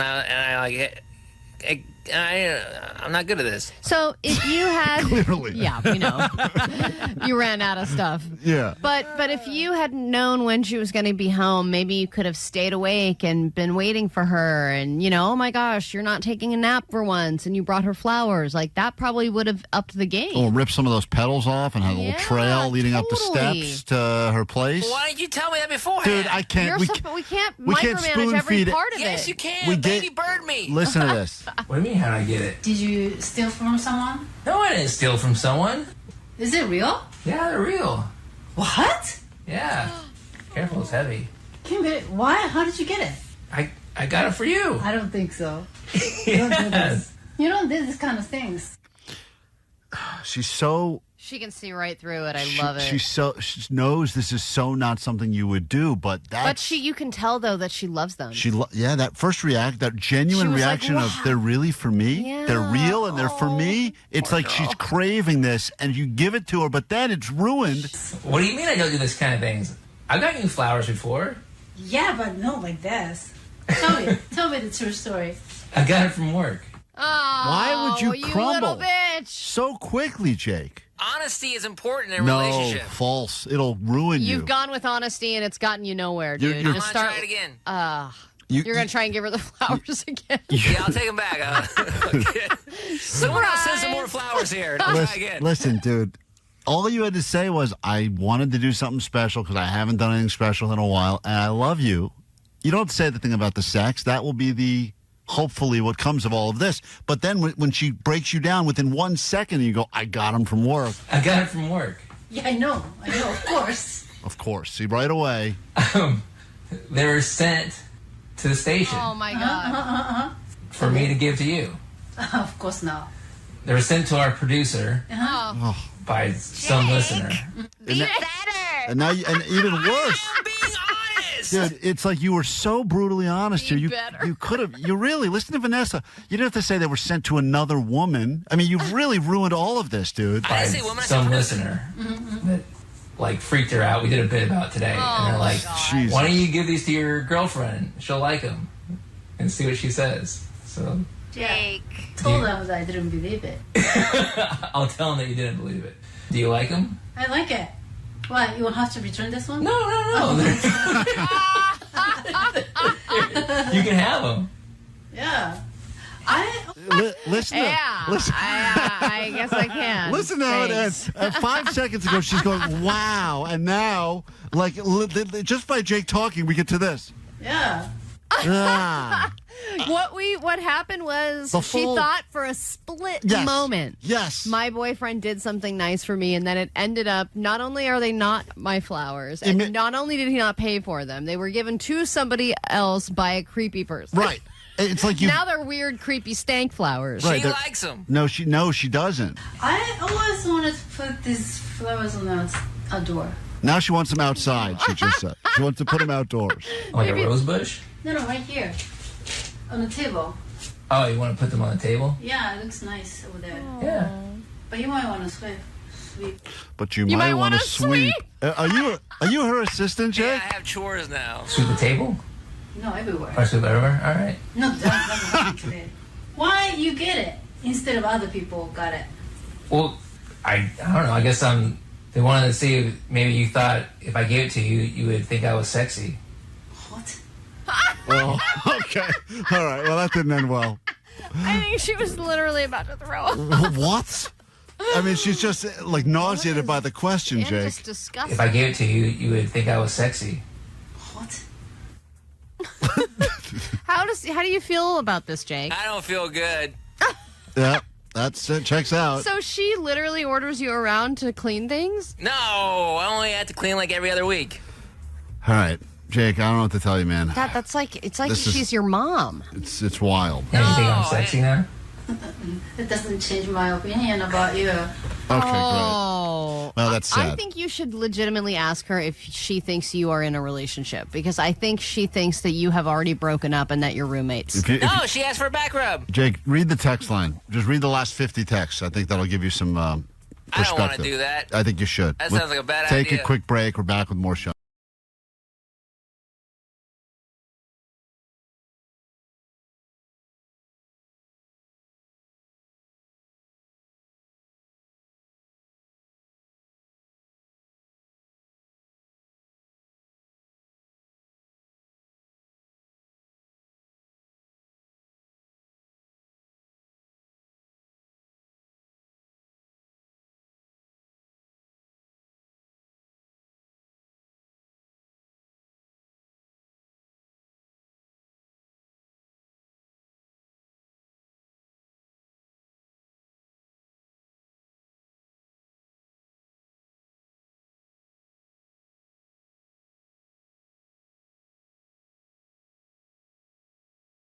Finally show. So apparently, and this is according to anyone that knows anything about marketing and psychology, people are much more likely to remember things when they have a 3-word catchphrase. For instance, Nike's "Just Do It." Makes people remember Nike, just do it for whatever reason. 3 words. The brain is set up to remember 3 words. That's why there have been so many successful 3-word catchphrases or slogans over the years. Finger licking good. That's another one right there. This and that. Wish we could. This and that is not a slogan yet, but it is something that I say quite often on the show. We're getting some new stickers made for our show. And of all the templates we could pick from, unfortunately, some of them have space for a 3-word slogan. We don't have one. Yeah, sure, we say things like sweet divots and this and that to people. Oh, I just did it again right there. I mean, how can that not be the slogan? This and that means nothing, Allie. It means nothing. It's not empowering. It needs to say something about us, about our show, about our brand. We're sitting here doing the dumb show every day, but as someone who listens to the show, perhaps you are more useful than you believe, because you're sitting there, you listen, you've come back day after day after day, and maybe it's laziness, or maybe you're just waiting around hoping to score tickets to something. But the thought was, perhaps just as a listener of the show, you would be able to help provide us with 3 words that could officially go on the stickers that we then send to the people that have been asking for them. We have had nothing to give out for over a year now. It's pathetic and sad, and we're sorry, but that's all about to change. And the key is, if we don't end up with a good one, we're just going to end up with a bad one, or we'll use one of these ones that, you know, we play over and over again on the air. Like, I said it's fine! All right. And that's, once again, too many words, but it's fine says something. Well, we can add a probably. It's probably fine. It's probably fine. And I'm looking at the text line now, and there's no shortage of ones that are coming through. I am a handicap. Once again, too many. That's too many words, guys. No, I'm a handicap. Is 3 words. I don't remember what the clip is that Omar plays, and I don't remember what context that was taken out of. But just because that's something we said on the show doesn't necessarily mean it's a good slogan for the show. It's good enough is on the text line as well. Yeah. And also, I can't say that. Hold on. That's a swear word. Philip, go ahead. Help us, please, because there's been a lot of pressure put on us now, and we've got like 24 hours to figure this out. Hello? Hi, what's up? Hi, my slogan is dope. If I'm allowed to say dope ass show. You guys are awesome. Yeah, that's not gonna. So it'd be dope ass show parentheses. You guys are awesome. That's too many words. That's we don't a have that kind of space. I think they're paying by the letter for these stickers, and so we got also, to keep it short. It doesn't really say anything. I don't know if you're interested, but I asked ChatGPT for some suggestions on what our 3 words should be. Hey, when in doubt, go to the robots, Allie. Why not? Unfiltered, unhinged, unmissable. Is that even a word? Unmissable? Yeah. I feel like that's a made-up word. Chaos meets comedy. No. Listen, laugh, repeat. Charles? What's going on? I like that one. What's going on? Let's write it down. That's not it. Oh, put it on the sticker. What's up, Charles? Yo, how about radio's not dead? Oh, took a shot at the industry there. Radio's not dead. I'm sure our boss will love it. What about this one? Bullying. It works. Yay. That's a good one right there. I think so. That actually does say a lot about the show. Yeah, I actually think that one may be the strong contender right now in the lead. 800-520-1067. You can call, you can text. We do need your help, though, because we have to submit these, I think, by the end of the day today. And the idea is that if we do print out a couple thousand of these stickers that people have been supposedly asking for, we got to have there's like a little space under the KROQ Klein Alley show. We got to come up with something. And 646 said we should just do Omar's seal noise. By the way, that is 3 words. It's 3 words. That may be the perfect one to use. I got to find it, but once I find it and play it, I think that says a lot about the show. That's Omar, do it live while I try to find the actual. Yeah, there you go. There you go. That's pretty good. I actually saw some sea lions this weekend, and I was like, I gotta get a video for Omar. Do an impression of Omar. The funny thing is, it would mean nothing for anyone at all, except for like the few people it would hit. In which case, they would go. Right. They still would be confused by it. That's why that one's such a good one. 424 suggested Klein Alley show. It's 3.5 men. Yeah, that's the. I finally found that right there. Better than nothing. Hey, let me say hi to Gilbert on KROQ. It's just 3 words to put on our sticker. That's all we need. 3 words. You guys can help us, I'm sure. What's up, Gilbert? Morning, guys. My 3 words would be suck it, Seacrest. Oh, I love that. Pretty good one right there. Someone else that guy's life's about to turn for the bad at some point. He's had a good run for about 2 decades. Eventually, it's got to turn around. Maybe our stickers start that. We're the first people that are like, you know what, F you, man. A lot of people on the text line are just saying the obvious. I know it's not 3 words, but it is what it is. Is what it is. Is what is. I mean, we could shrink that down. We can make it more confusing. I like You're right. Klein Alley show. Okay, stupido. Man. That's even less. That's even less work. It ain't what it is. Yeah, unfortunately, that's one of those phrases that gets used way too often. No offense, Bud Light Bros. Appreciate it. It's a rally cry for sure, but is that the phrase? We just need 3 words that sums up this entire show. 4 hours a day, every goddamn day. 949 OK Volleyball? That'd be great. It's not the worst one so far. It's not the worst, because I don't know how you would necessarily get the inflection, the intonation into it. It's, but it would be... I think people would be confused. The idea would be... Sometimes you can confuse people into interest, though. Right. If someone's, likes the show enough that they're going to put a sticker on their car or their water bottle, whatever, and then someone else sees that sticker, ideally, it's not just Klein Alley Show. Okay, that means nothing. But then they go, oh, okay, volleyball. Okay, volleyball. See, I have to learn more. I have to listen What to is that. she saying? Jeremy on KROQ, what do you have for us? I suggested Klein Alley Show. It's good enough. It's good enough is probably a little bit too much truthful in advertising. Yeah. That would be almost like the Do More Better woman, which, by the way... You guys need to do more better. Yeah, see, Do More Better, which was a complaint we received, and I actually think that's kind of like a lesser, much more attainable version of Just Do It. Yeah, it Nike has Just Do It, and we have Do More Better. Yeah. Do More Better, I don't hate, but once again, I like when that woman says it more than maybe I would like to read that on a sticker. I wish we could have like an audio tag that just plays. 323 said, Klein Alley Show, pro body shaming. No, that's not does say a lot about our show. Jay, go ahead. What's up? The Chocolate Factory. All right, that is 3 words. Again, makes welcome to the Chocolate Factory. No sense whatsoever. You know what? I think it says nothing about the show. But that, in so many ways, I think that says everything, though. Or the Chocolate Factory.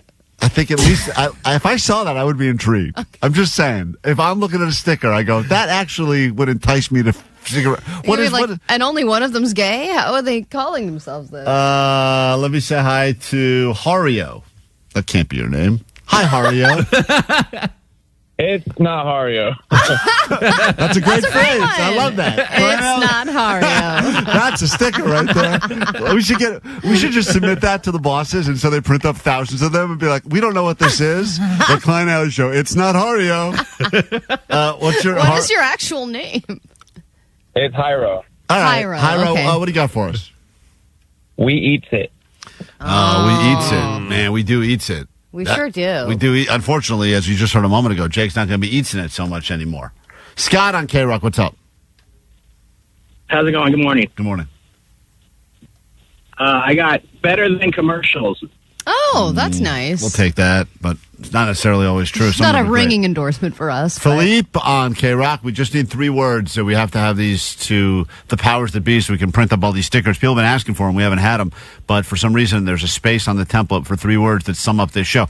And we have no idea what those 3 words are or should be. Go ahead, Philippe. You listen. Klein Alley Show. Room for improvement. Yeah, I like that. That is so true. There's always room for improvement. A lot of room. So much room. We could just say so much room for improvement. 818, my 3-word phrase is, I'm feeling it. Oh, that's a great one, too. Unfortunately, it's 909, bring me a hoe. That's 4 words, but I like it. That's too many words, guys. But thank you. Chris on KROQ, good morning. Good morning. It would be Klein and Alley. Nah, I'm good. Yeah, that is unfortunately far too true. That's what the research shows. But we're trying to go ahead and buck the research trends. Let them cook. I'm a handicap. That's right. That is 3 words, huh? Yeah, it is, yeah. That's great. We did it right. Andre on KROQ, good morning. Morning. I don't know if this has been done yet, but Klein Alley Show, radio done right. Oh. 818, Klein Alley Show, women don't count.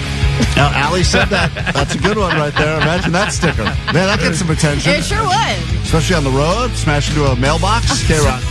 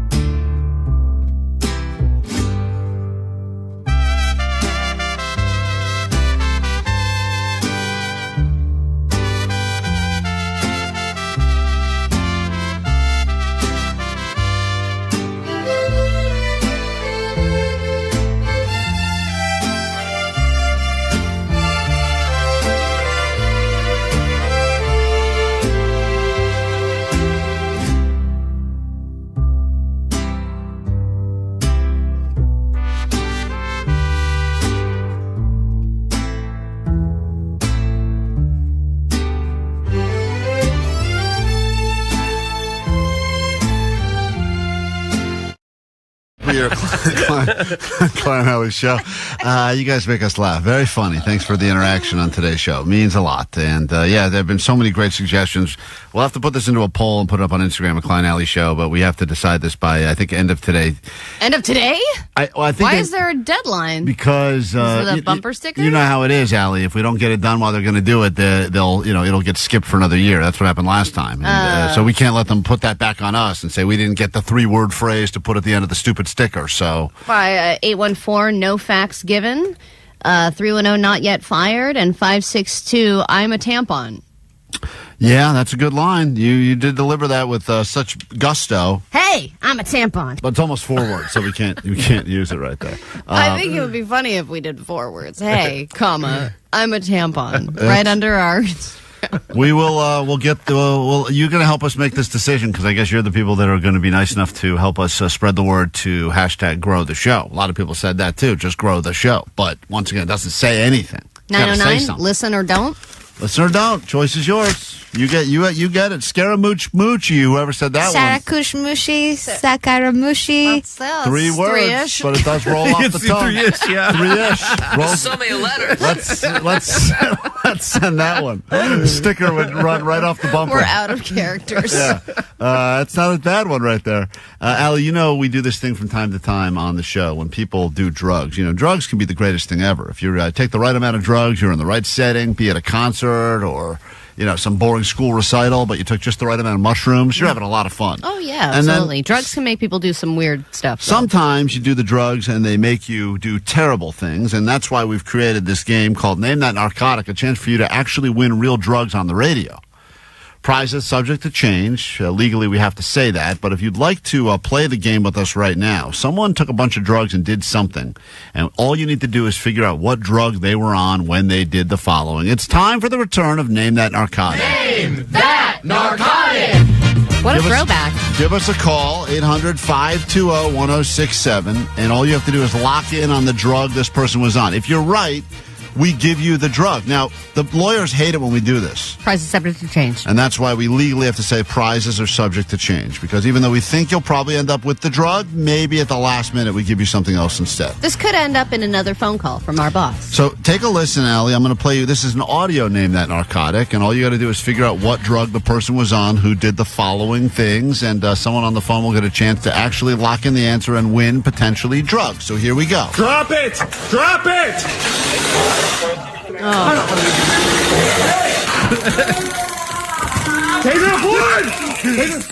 Now, he's going, dude, that's a crazy scene. I want you to hear, before we give you the details as to what that was, the sounds you're listening to, this is the end of the person's night, and it involves you're listening to chainsaw sounds and then them being tased. So this is how the night ends.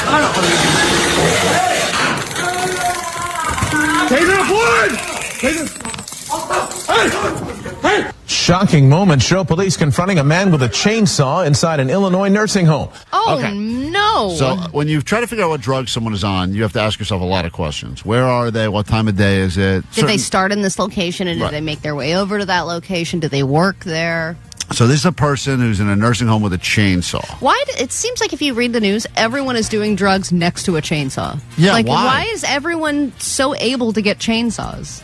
I couldn't find the chainsaw now, and I'm completely sober, but I feel like if I was on enough drugs, I would somehow find a chainsaw. Yeah, it would just be there somehow. This is body cam video from December, just released by investigators. It shows officers first using a taser on the man, but that didn't stop him. Cat and mouse game ensued between the man and police. Hilarious game of cat and mouse with a chainsaw. And they fired multiple shots at him. In the video, you can see nursing home residents sitting at tables and walking. Not phased at all, the nursing home residents. Oh my God, I know. I saw the video. They're just like, and what's your move, Linda and Right. Bridge? They're still playing. They don't want to break away from the game to deal with this. Hallways as all of this unfolds. Video from another camera shows a man running directly into one of the officers. So here we go. Now is the moment of truth. You got to put this all together and try to figure out what is the narcotic involved. It's Name That Narcotic. It's been a while since we've done it because they hated it when we gave away all the drugs. So we will give Carter a chance to play the game. Carter, it's one drug or potentially a combination of a few. What say you? Go ahead. What kind of drug is he on? I'm going to say he's on some Sherm. Sherm. All right. Omar, what's Sherm? getting wet. All right, got it. I think PCP. PCP, got it. Yep. Okay. He says PCP. Let's see if we got some Sherm today. All right, sure. Sherm. Not cool. Let's find out if he's actually on Sherm. If you're right, we send you Sherm in the mail. Omar can track that down. He's got all the connections. Here we go. Name that narcotic. Then they took him into custody. He died at the hospital. Oh. He was found to be high on meth at the time, but as for the motive, investigators still haven't been able to find any connection between this man with a chainsaw and that nursing home. I'm so sorry. Dude. It is not Sherm. It was meth. We cannot give you any Sherm. Allie, you can take it on. The Sherm is yours. All right, I'm going to do it in one hit, baby. Sherm me up. That's another 3-word phrase. Get Allie some Sherm, all right? Allie's doing the Sherm. Well, Allie, where'd you get that chainsaw? Oh, my God, for the love of God. Move over, Mr. Beast. YouTube has a new must-watch show. Sarakushmushi, Sakaramushi. Will you do that fandango? On second thought, Mr. Beast is probably better. Who are we kidding? Klein Alley Show, now streaming live on YouTube. KROQ. Can't wait for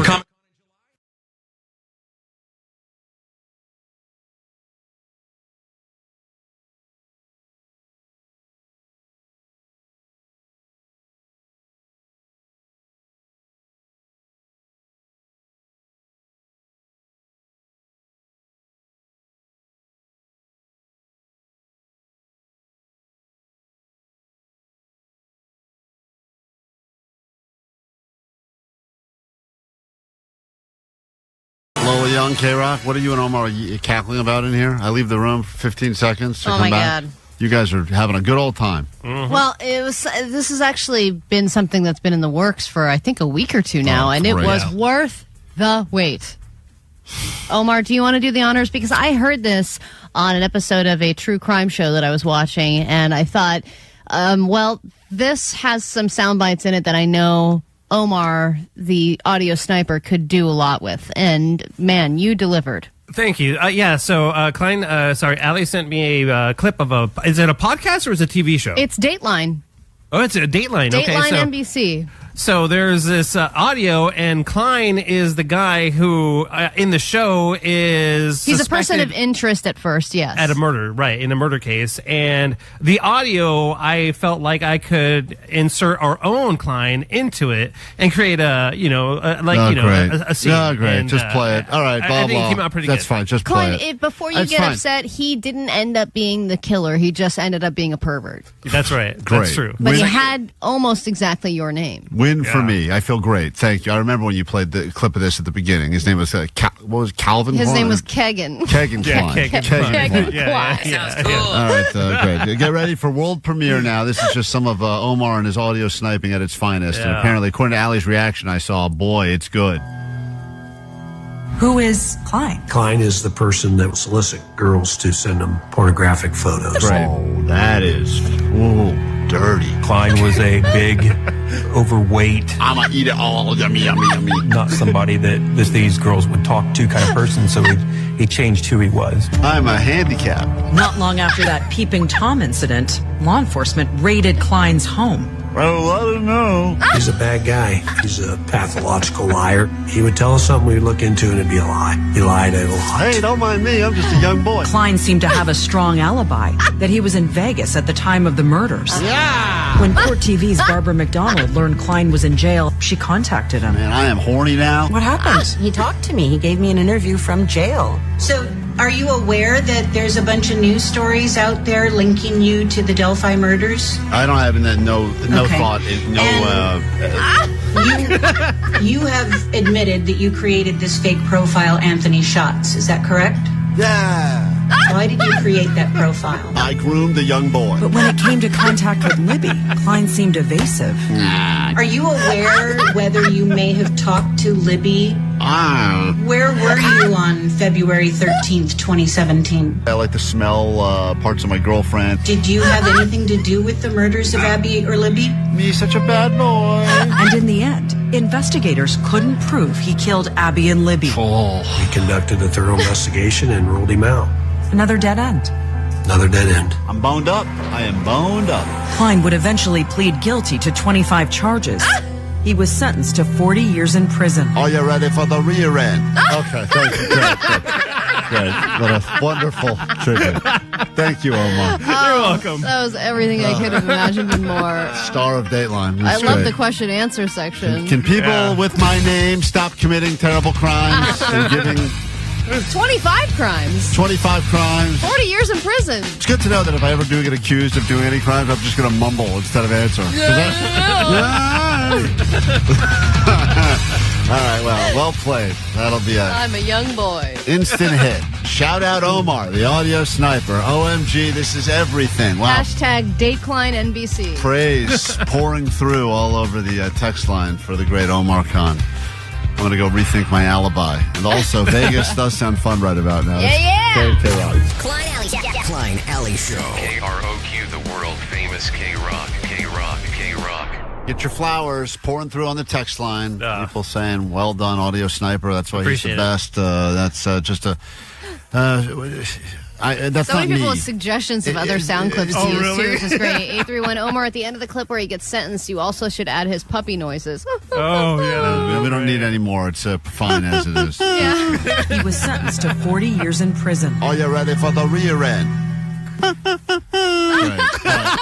We don't need to add more sounds to it. It's fine. 714, oh my God, I fell off my chair. 949, I can't stop laughing. Kudos to Omar. Take notes, Jake. Let's not forget early nomination for Song of the Year. Not a song. and let's not forget for a moment, before we give all this glory to Omar, who's the guy that said all the dumb things during the story over the many years.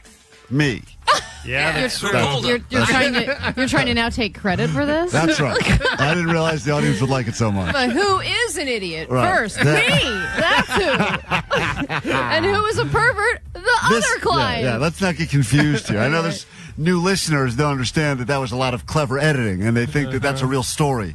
Oh, Klein was on Shark Tank and on Dateline? Wow. I was not on Dateline. That was a different guy with a different name and a different spelling, I believe. And Omar just got real clever with his no, it wasn't different witchcraft. Spelling. Well, whatever. He did some sort of weird audio witchcraft and made me look like a real deviant. Oh, well, and I am a deviant. Klein was the focus, but you're the star. Mm-hmm. No, we're not playing it again. People demanding we are an encore. absolutely playing that again. I think it's been deleted, the file. 310, I'm at my desk stealthily watching the live stream. Right. I'm so glad I got to hear that at work. 310, OMFG, I'm crying. Stop, guys. I got to drive straight. This isn't safe. Well, it's not real, so just understand that I did very few of those things. I mean, that guy sounds like he was living a fun life. I'll be honest, a little jealous. Went to Vegas and whatever, but... Well, having watched the actual episode, I can say that you are much more attractive than Keg and Klein. Thank you. I'll take that as a win.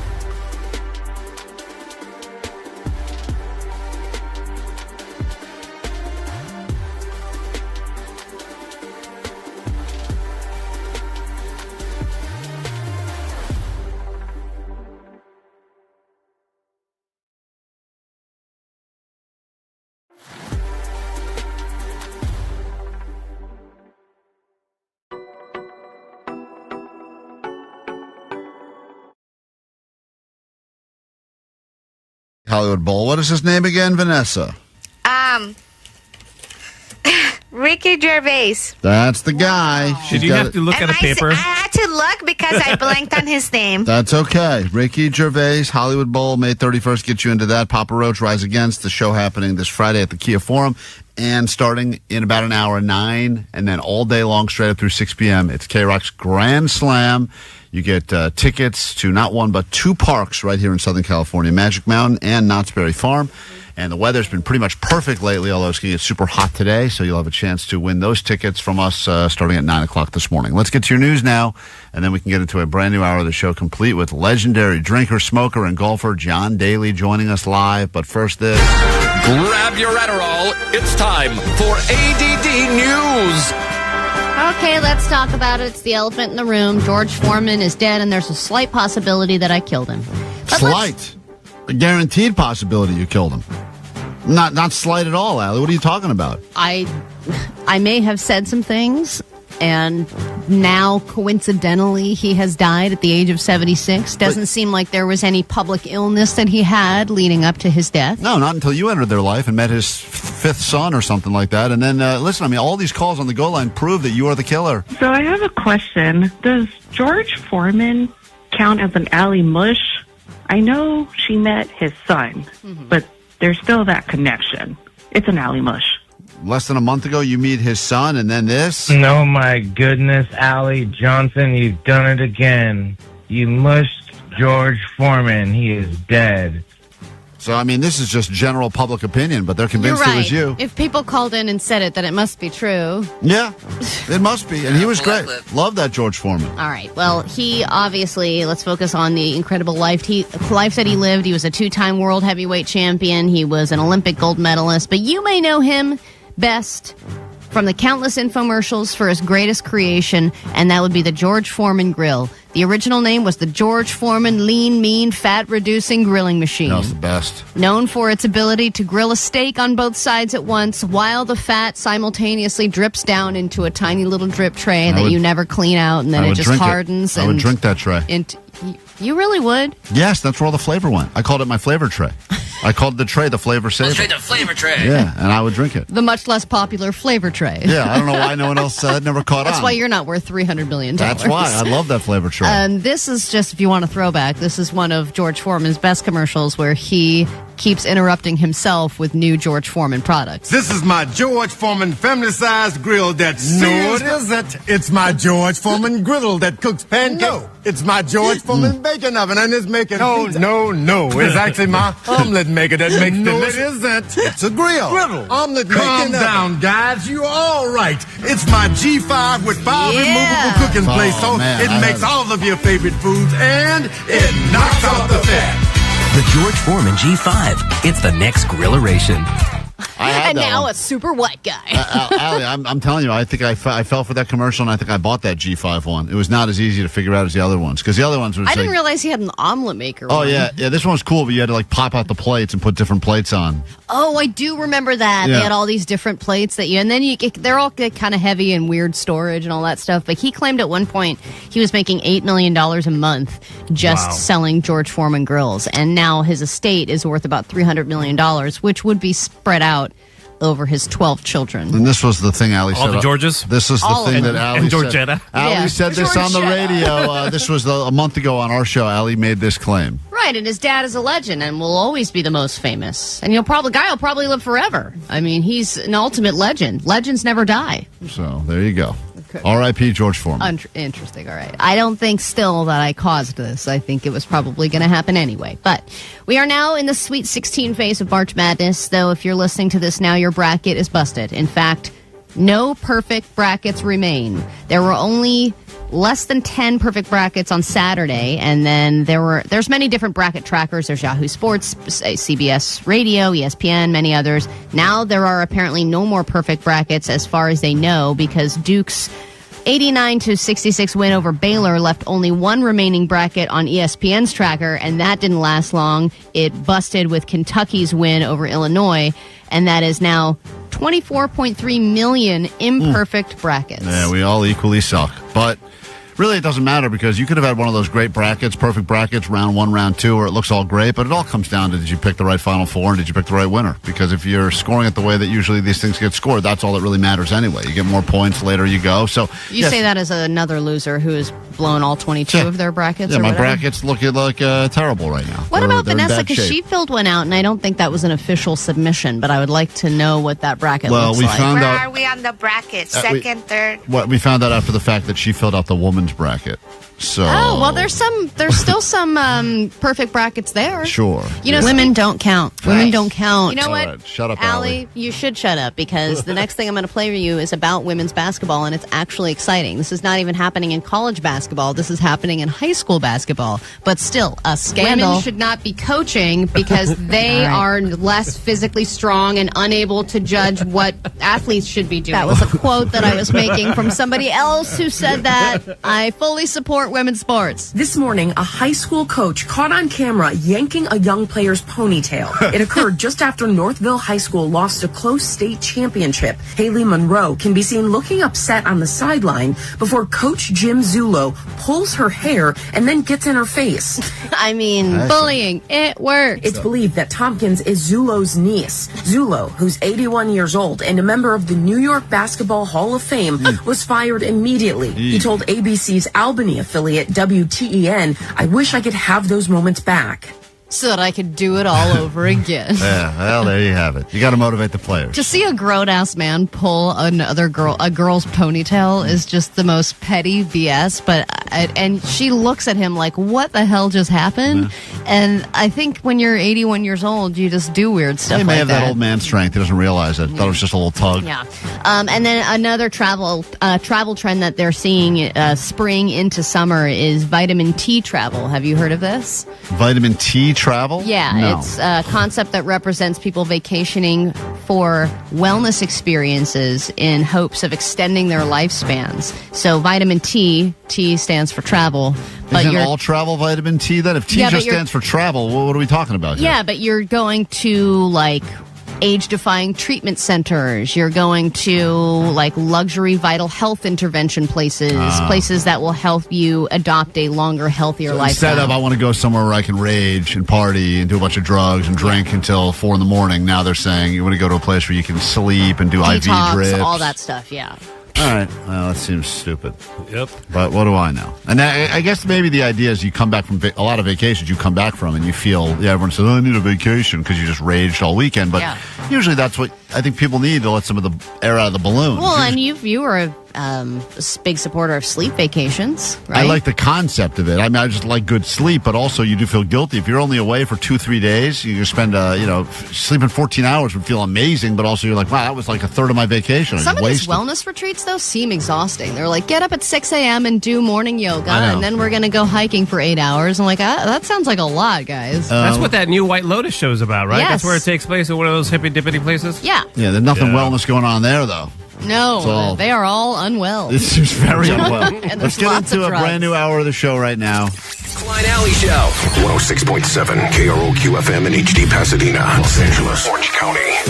This is the world famous KROQ. All right, last week ended with a bit of drama here at KROQ, but we're back to fight another day. So thanks for hanging out with us as we say welcome to a brand new week. This hour, lots to give you. We'll get you into Gervais at the Hollywood Bowl and tickets for you to see Papa Roach and Rise Against at the Kia Forum. Plus, the legend, John Daly. This guy finally made his return to golf after losing. He lost a lot of time because I think he injured his hand. I mean, the guy's always getting drunk and doing things, but legends never die. No, shut up, Allie. Let's not say that about this guy. He's going to be on with us later this hour, and he'll be drinking somewhere in Southern California later today. We'll tell you exactly where he'll be if you'd like to go meet the legend. Notice John Daly drinking, smoking. I would imagine golfing. that having, smoking a blunt with Snoop Dogg is the equivalent of having a drink with John Daly. I would agree. He is at that level of, Mount Rushmore drinker. Like, even if I don't drink, I have to drink if I'm with John Daly. I would agree. So he's actually got a new line of canned cocktails that we'll talk about, I'm sure, as well. So lots to get into this hour on the show. And if that were not enough, and I know it's not, March Badness returns. The bracket of Badness, worst people on social media. We'll figure out who's the worst of the worst. It's all coming up this hour on KROQ.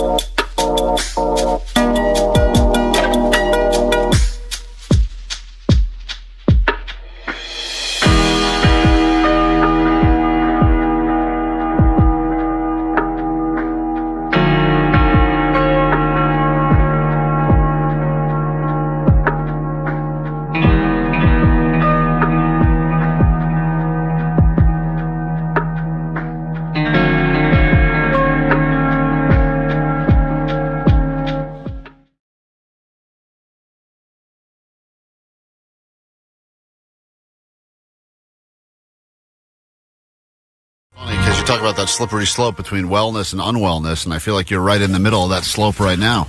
It's KROQ, we're Klein Alley Show. A little bit later, the great legend known as John Daly, golfer, smoker, drinker extraordinaire, will be on with us after his big return, and he's somewhere in Southern California right now drinking. We'll tell you exactly where if you want to have a drink with the legend. It's a possibility that I might be headed towards a threesome, and not with the friend of ours who has expressed interest in that. This is a totally different person. This would be one of our yoga teachers. This was the person that Katie asked me about when I was on the lie detector. Do you want to have sex with our yoga teacher? Oh, and you said no. I said yes. Oh, and that was the truth. She had asked, do you want to have sex with one or more of our friends? I said no, and they said that was a lie, whatever. Right. And then, do you want to have sex with the yoga teacher? And I did admit that, yes, I would like to. Because half of I would say way more than half of yoga instructors are beautiful. Right. You tell someone what you do for a job, and you can figure out if they're hot or not. If someone says, I'm a yoga instructor, right away you go, there's probably a 95% chance this person is attractive, and at the very least, they got a great body. They have to, right? Oh, absolutely. Either that or a Pilates instructor. I think hottest teachers, hands down, right? So, of course, my wife is very social, and every time she takes a yoga or Pilates class with this woman, they're talking it up before and after class. This is the owner of the place, right? No, this is not the owner. The owner is also very hot, but this is one of the main teachers. Yeah. And so they are now at the point where they're texting each other regularly. She is being sent voice memos on a regular basis. And I'm like, dude, you don't even send me voice memos. I don't send you voice memos. That's very intimate. You think voice memos is the next level of that goes above and beyond texting? Yeah, like I'm telling you whatever I'm thinking. That's have you heard the voice memos? I mean, it's just her talking about her day. I haven't listened to the entire thing, no, but it's like 2 minutes of her just talking. Are they texting pictures back and forth? I don't know. Actually, it's interesting. I haven't kind of asked flirtation, kind of like tones.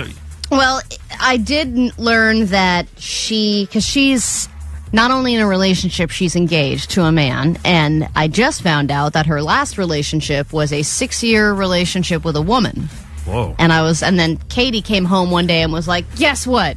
She used to be gay. I knew it. I knew it. That's like a big win for you guys, right? Oh, my God. Yes. Like, it's always a win. It's in there somewhere. You munched at one point. So you're a muncher. We know it. Right. We know if we keep you around us long enough, you'll have that Munchausen syndrome. Dogged right into her bush. So wait a minute. You figured this out. Am I wrong in assuming all this started once again because of this show where we forced you to start doing yoga last year during forced resolutions?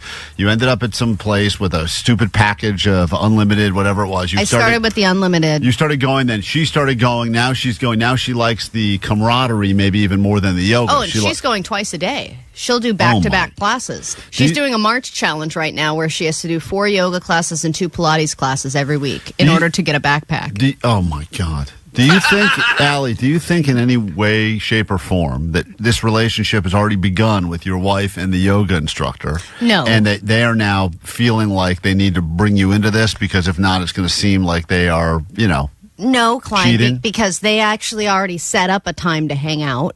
And they invited me with them. So we all hung out on Friday because they determined that there's just too much for them to all say to each other, and they have to actually go outside of yoga to really get to know each other better. And so she had set up a hike with the woman, and she said, by the way, I'm going on a hike with the yoga instructor. Do you want to come? And I was like, yes, absolutely. Because, I'm not going to miss out on that opportunity. So we're all walking, hiking. We're getting to know each other a little bit more. And then Katie says, by the way, Allie said she wants to have sex with you. And I was like, what? Whoa. She said that right to her on the hike? And I'm like, dude. What part of the hike is this? This is on the descent. Oh. That's the right way to say it. That's the right place to say it. I mean, She got it right. When it was going down, she mentioned that that's what I wanted. And then she was like, oh, that's so funny, ha, ha, ha, and kind of laughed it off. But I was like, isn't there some kind of unspoken rule between couples or just between friends that you don't say certain things to people? Like, if I had told you that and she was there, would you have just said that to her? Hey, by the way, she wants to have sex with you? How embarrassing. Yes, I would have as well. Okay, I know because you have ill intentions, but she doesn't have those ill intentions. Well, she just is lacking filter, I guess, or thought it would be funny, or decided let's go ahead and throw a Hail Mary and see what happens. Maybe that was the idea. If the goal is get to the threesome eventually. What are we doing with this whole beating around the bush, pun intended? Let's just get right to it and say, hey, here's what the goal is. Yeah, but I'm not interested in this because, yes, she is an extremely attractive, beautiful woman. But if this were to actually happen, I bet the fiance would want to be involved, and then I'm losing interest. Oh, so you think she's out there doing some work for this guy that she's about to marry? And going, well, maybe I'm saying if she was going to go gay with us, it would be the soon-to-be husband would probably want to be involved. Maybe in not. Maybe they have some sort of a. That's the thing about the world now is that there's so many different. It's not as clear as it used to be. It used to be very cut and dry. Oh, this person's engaged, they're off the market. Now it's like, well, it's open, but it's only open with women, or it's only open with women I hike with, or whatever. It's only open on Tuesdays. Maybe or the until hike we get married. is like the first date tester. And I also have talked to this woman about her dating history, and she said she used to be a huge hoe bag. Those were her words? She said, I was a whore in my 20s, and she said, I mean, not officially, but I slept with literally everybody. Pull that clip. Okay. So she loves sex. She's a sexual person, loves exactly. sex. So, and obviously she's in a job now where she's using her body all the time, and that's somebody who's very aware of their body and the way it moves. She likes having people look at her body, probably, right? If that's your job. Maybe. I don't know. You don't I'm mind sure it. Different for everyone, but I'm sure also I would think touching other bodies, she checking. gets probably hit on quite regularly because I think that becomes a, what maybe used to be the, I slept with that stripper is kind of a little passe now, where it's like, I slept with my yoga instructor. I feel like that's a big flex, right? Exactly. Like more so than sleeping with your therapist. 909 said maybe Allie can be the guy that sits in the cuck chair and watches. Oh, yeah, you could be the cuck. Yeah, you could just sit there with a bowl of popcorn and enjoy the show. 208, Allie was definitely a pity invite on this hike, and they had no intention of inviting her in the first place. It sounds to me like that's what it was. Like, hey, we're going to go on a hike. Because you were not a part of the making of the plan, right? They had a plan made, and you were kind of the afterthought? No, but it was, as Jake would say, it was known. It was known. It was understood that I was also going How did you react when Jake said it was known he was invited to Thanksgiving? Not well. Right. Yeah. But 562 said Allie does not realize that she was C-blocking this entire time. That's what I think is so funny, is that you're all looking at the situation differently. So just like you're asking, how did it end? Like, once a comment like that... We're doing it again this week? The hike. Another hike. Another hike is happening. Mm-hmm. Another second date hike. And you think that's more intimate than doing a class in the yoga studio?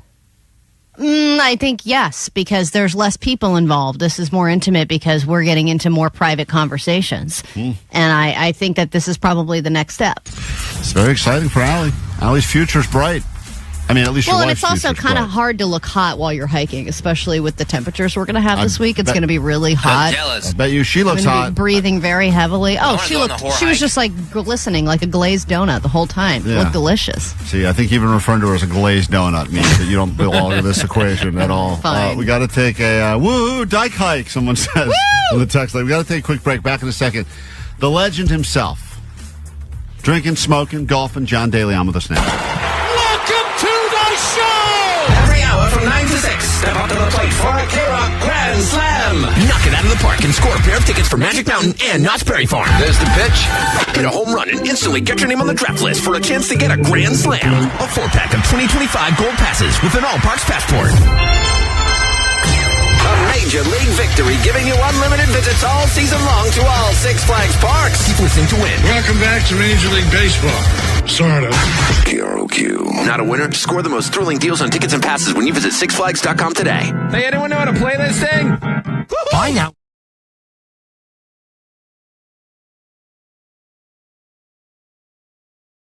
On the text line, why do you guys do this to each other?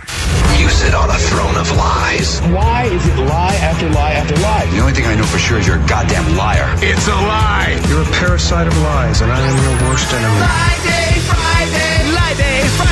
Lie Day Friday time. Allie just got unhooked from the lie detector machine in our studio right now. This man has been doing this for close to 4 decades. John Grogan, the lie detector guy. You've seen him on quite a few TV shows, podcasts, TikToks. He is the man to go to. If you need him, certifiedpolygraph.com. He'll come and he's made over 1,000 TV appearances, 13,000 people tested. This man knows everything there is to know about liars. He just got Allie off the hot seat, and it's time for him to read us the results of the lie detector machine, which he claims is close to 100% accurate. So, Allie, no lying now, saying that it was a malfunction. He can tell if the machine's malfunctioning. It did not malfunction. John, is there ever a false result simply because of the way the questions were asked? If they're too leading or if they're insinuating anything? No, if you lie, I'm going to catch it. Okay. All right, great. Okay. All right, let's get to it. And if you want to get, I don't know if your wife is no longer on the phone. I don't know if she's listening to the results, but I'd love to hear her in real time. She said she had to get ready for work. She's got to go. Right. All right, whenever you're ready, John, let's go through these questions now. Okay. You want to guess how many lies, Omar? You want to do a side bet with me? How many lies Ali told on the lie detector? I'm going to say 5. 5. What's the total of questions? 13 plus the 2 from the wife. Plus the wife. Yeah. I'm going to go over. Over 5 lies. Wow. Yeah, over. Ali, do you think you lied at all? No, obviously. Okay. Right. Go ahead, John, whenever you're ready. When we asked her, do you like the outfit you wore today? She said yes. That was a lie. Okay. Yeah, right out of the big time lie. Thank you so much. I always like it and then second guess it later. All right, question 2. We got one lie down already out of the gate. The outfit's fine. It's sweats and a T-shirt. All right, well, you lied about it. Right, so go ahead, question whenever you're ready, John. When we asked her, are you ever sexually attracted to men? She said yes, and that was true. Yeah. Ooh, you're not even a good lesbian. That does... Okay, next. When she said that on the show she's most sexually attracted to Vanessa, that was true. There you go. Oh, wow. Okay, volleyball. Okay, volleyball Vanessa. to you. Hey, look at that. Love connection, huh? It's the only other woman on Vanessa, the show. how do you feel about that? I don't feel anything. Thanks, Sally. All right. That's the effect I have on women. I don't feel anything. So painfully I feel dead inside over you. Vanessa, that is true, by the way. All right, moving on. It's Ali getting the results. We're live on YouTube right now. You can watch her as she's squirming. Go to KROQ's YouTube right now and enjoy the action in real time. Go ahead. When she was asked, were you happy when your cat died? She said no. It was a lie. Okay, that's not... Wow. Katie said herself there can be a sense of relief a little bit because they're out of pain. Okay, I'm not happy my cat's dead. Well, according to the test, you are happy, thrilled. Would you do some party poppers? Pop, true. pop, pop. I want a redo. You can't do a redo. That's messed up, Ali. It was a leading question. All right. She's a cat killer. Whatever you're ready, John. Okay. When she was asked, do you fart every day?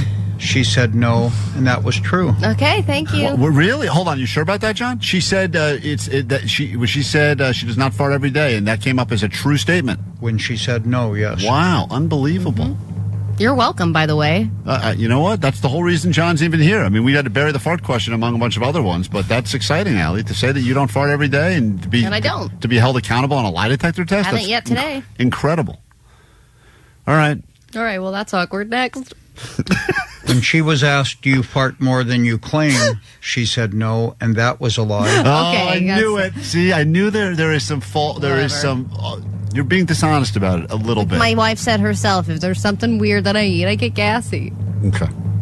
John, move on. We only have a few questions left. When she was asked, do you intentionally bring smelly foods to annoy your coworkers? She said yes, and that was true. Thank you. That's a terrible thing. Maybe the worst thing we learned about you today. I brought broccoli souffle today. Yeah, actually. I know. What, you go just a smelly it's aisle of the actually store? broccoli mash over baked cauliflower. John, what would you do if you worked with someone like Allie that brought in stinky lunch every day? I'd allow it. Okay, fair enough. Moving on, only a few questions left. Lie Day Friday. Here we go. When she was asked, you claim you wear makeup. This is a lie, right? She said yes, and that was true. How are we not criticizing these questions? That's a great question. That was a lie, right? Well, listen, we're just proving the fact that you wear makeup, so now we have proof. Okay. Go ahead. When she was asked, how many sex toys do you have? She said 2, and that was a lie. Okay. Allie, there are some not in use that I can't remember. Oh, my God. I have a little like old makeup case that's in our closet. How it's many got are stuff in there? I don't know. I think 2, but I guess maybe there's more. According to this guy, there's a lot more than 2. Not a lot more. Maybe there's one I forgot about. All right, final questions. When she was asked, do you regret your son's name? She said no, and that was true. Okay. Oh. Yes. Wow, you still like your son's name. Of course I like my son's name. Fair enough. We will accept it. Final questions. Do you regret your kids' names? Because I feel like you do. Yeah. Oh, yeah. Every day. Go ahead, John. When she was asked, do you think you are a better mom than Katie? She said no, and that was a lie. Okay. Well, that she's was- gone now, so who cares? That was so obviously a lie.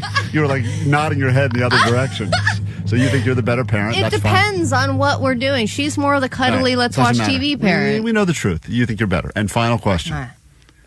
When she was asked who she would fire on this show, she said herself, and that was a lie. Okay. Well, Allie, why don't you tell us the truth then? No, I don't need to. Matt, next question. Next question, John. When she was asked, are you gross? She said yes, and she believes that to be true. Oh, my God. That is such a result. That is really terrible. Are you gross? All right, then we have the two questions that your wife asked. He's got the results. These are maybe the most important questions, and then we got to take a break. Go ahead. When she was asked if she thought she did more work around home, she said yes, and that was true. So you do think you do more work around your house? I do. Allie is a lion, farting, cat-killing bitch, according to the text line. Go ahead, John. When she was asked if there any of their friends she would like to have sex with, she said no, and that was a lie. Okay, another lie, of course. All right. Who is it, Mesa? No, it's Masa. Is that who you want to have sex with? Well, yeah, obviously. Okay, good. Got that. Got through that. And then final question she asked about yoga, I believe. If she wanted to have sex with the yoga teacher, she said yes, and that was true. There you go. Okay, great. Well, wonderful. I'm an open book, Klein. John, thank I'm an you. open That's a farting lot book. of lies. Omar, you're right. Over 5 lies from Allie right there. Yep. But now we've gotten to the end of that. We're going to send John to the back office now where he's going to strap Johnny in, and we'll figure that all out on YouTube right now if Johnny lied about the Starbucks card. We got to take a quick break. John, thank you once again. John Grogan, he's the best. Lie detector guys. We'll put up all the information on our socials. Use this man. He will ruin your day or make it way better. Katie just texted me and said, can you call me off the air? Oh, Jesus Christ. Great. We'll Thanks do that. a lot, everyone. We'll This do was that. fun. Thanks, everyone. Lie Day Friday officially comes to an end now.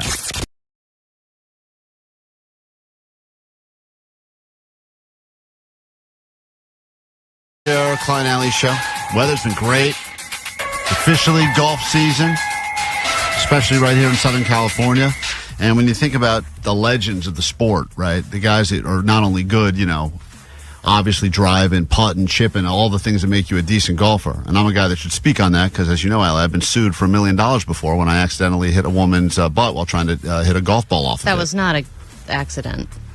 Well, of course it was an accident. I didn't mean to hit her butt. I meant to hit the golf ball.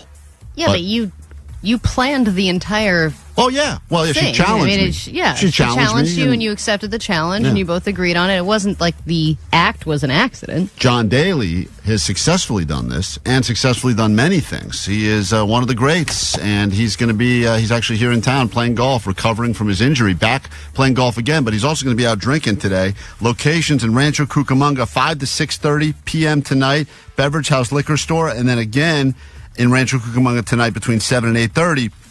At September's Tap Room and Eatery, where I think his buddy owns the place. John Daly now on KROQ. A pleasure to have you on with us, sir.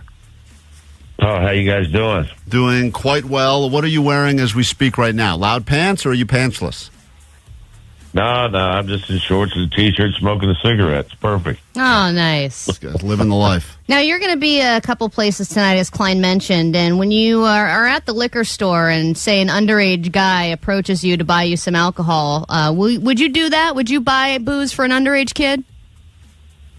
No, I don't feel like getting in any more trouble than I always do anyway. Yeah, trouble seems to find you. I better not do that. Trouble seems to find you. By the way, John's drink, Good Boy Vodka, is delicious. If you've ever had like an Arnold Palmer before, one of the most legendary drinks ever, named after a golfer, but thought to yourself, this would be better if there was some vodka in here.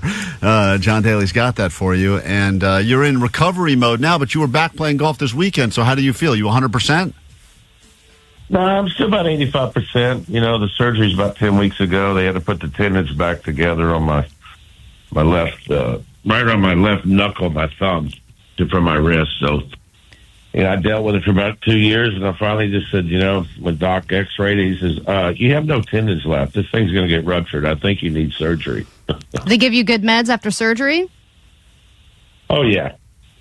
You're not supposed to drink on those meds. Do you follow the doctor's advice? Not very well. Yeah, I get it. Well, you had, correct me if I'm wrong, but you had like 16 surgeries in a pretty short period of time, correct? I've had a ton. I thought the 50s were the golden years. These are the you-know-what years for me. Yeah, everything. I don't think I haven't played one tournament healthy in 9 years. It's been rough. Yeah, but you make playing unhealthy look fun. And I will say, of all the golfers, and people may, I'd love to play around with Tiger Woods, or boy, it'd be fun to go out there with Scotty. I feel like you would be, and I'm sure people have said this to you, the most fun guy to play around with, because you're not someone that waits, let's not start drinking till the back nine, right? I mean, you're all about golf is fun. It should be fun. Well, if people realize that golf was invented 18 holes on a bottle of scotch. I think people forget that. So it is a drinking game.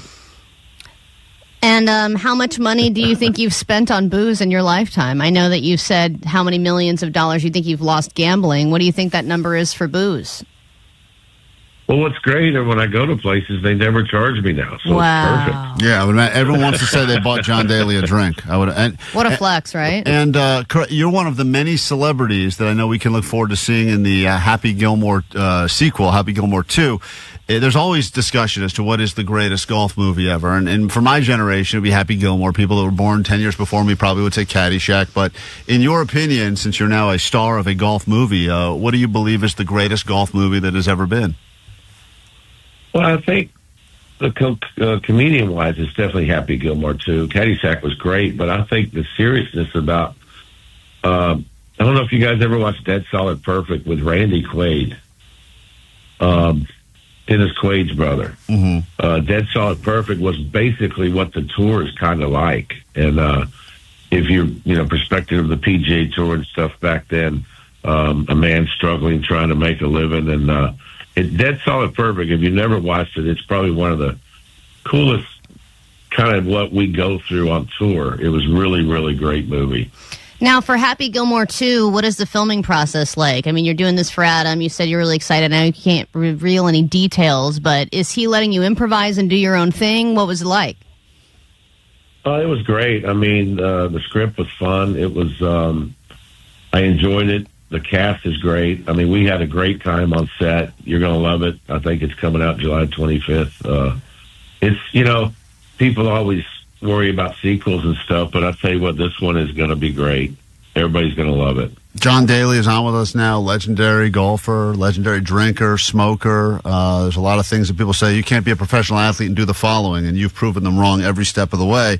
And to the point now where, you said you haven't been healthy in a while, but you've come up with your own style that is so often emulated. People all the time, you see them on a golf course, and I think that you can judge someone and see if they're a good golfer or not based on how they look. But now you've really changed the game because you've gone with the loud, kind of very flashy, mismatched pants look for a while, and you're actually able to back it up. What do you think in general when you see a regular person out there and they're dressed obnoxiously loud? Do you think that means they're a good golfer because they have to be able to pull it off to wear those pants, or do you think they probably suck and they're trying to cover for it? Well, I think, Loudmouth, our company is the most fun you can have with your pants on. That's our slogan. Mm-hmm. And the stuff is very comfortable. I mean, hell, I haven't worn underwear since 98, since I started wearing Loudmouth. That's how comfortable they are. It's a great product. If you look back in the 60s and 70s, these guys wore some pretty crazy outfits. Doug Sanders, he was a solid guy, but he wore pink on pink.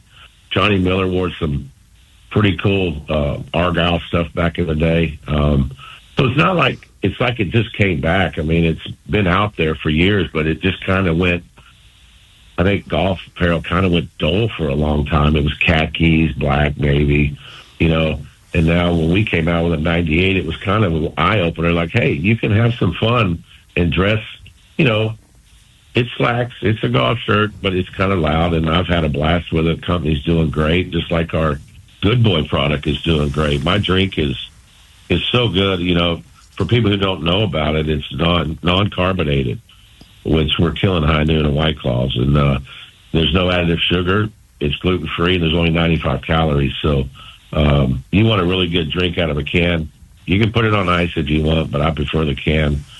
It's one of the best drinks out there. Yeah, we had a case of Good Boy vodka in here, and someone stole it actually out of our morning show office now. But I was able to shotgun one of those pretty quickly because I like that it's not carbonated. Every every canned cocktail right now is carbonated, and it's annoying, especially vodka ones.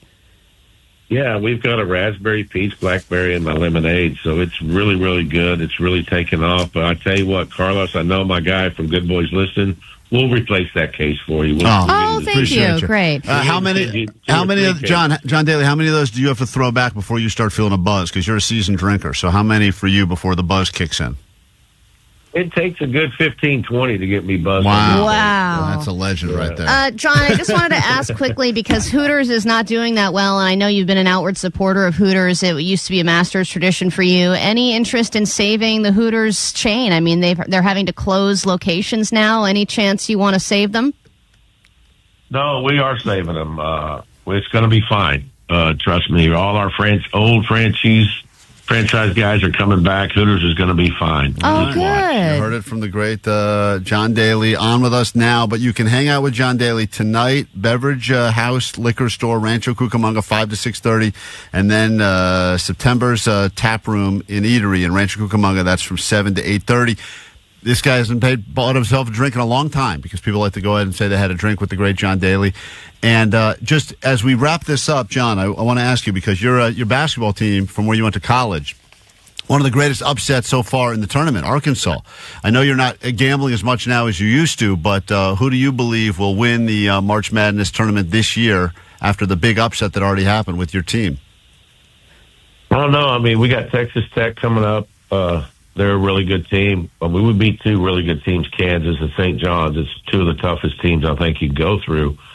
Our guys are athletic if we shoot well, but, our guys, we're the number one team that goes to the free throw line more than anybody. If we could hit through free throws and get some turnovers, you never know what we could do. Coach Calipari, he's amazing.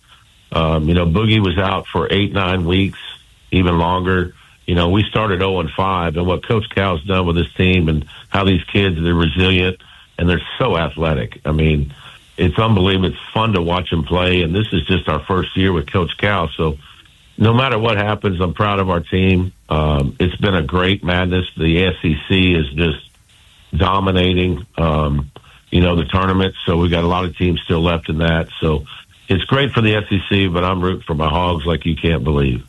The great John Daly. We'll put up all the information on our socials. And thanks again, once again. Raise a can of Good Boy vodka as we celebrate John's return to golf and everything else. And of all the vices, because you've done them all, what is the best vice? Well, best vice is pretty much music now. It keeps me out of trouble. Oh, nice. Well, in that case, here we go. Here's some music there. It's John's greatest vice. John Daly, thanks for joining us on KROQ. Greatly appreciate you. This is Klein Alley Show.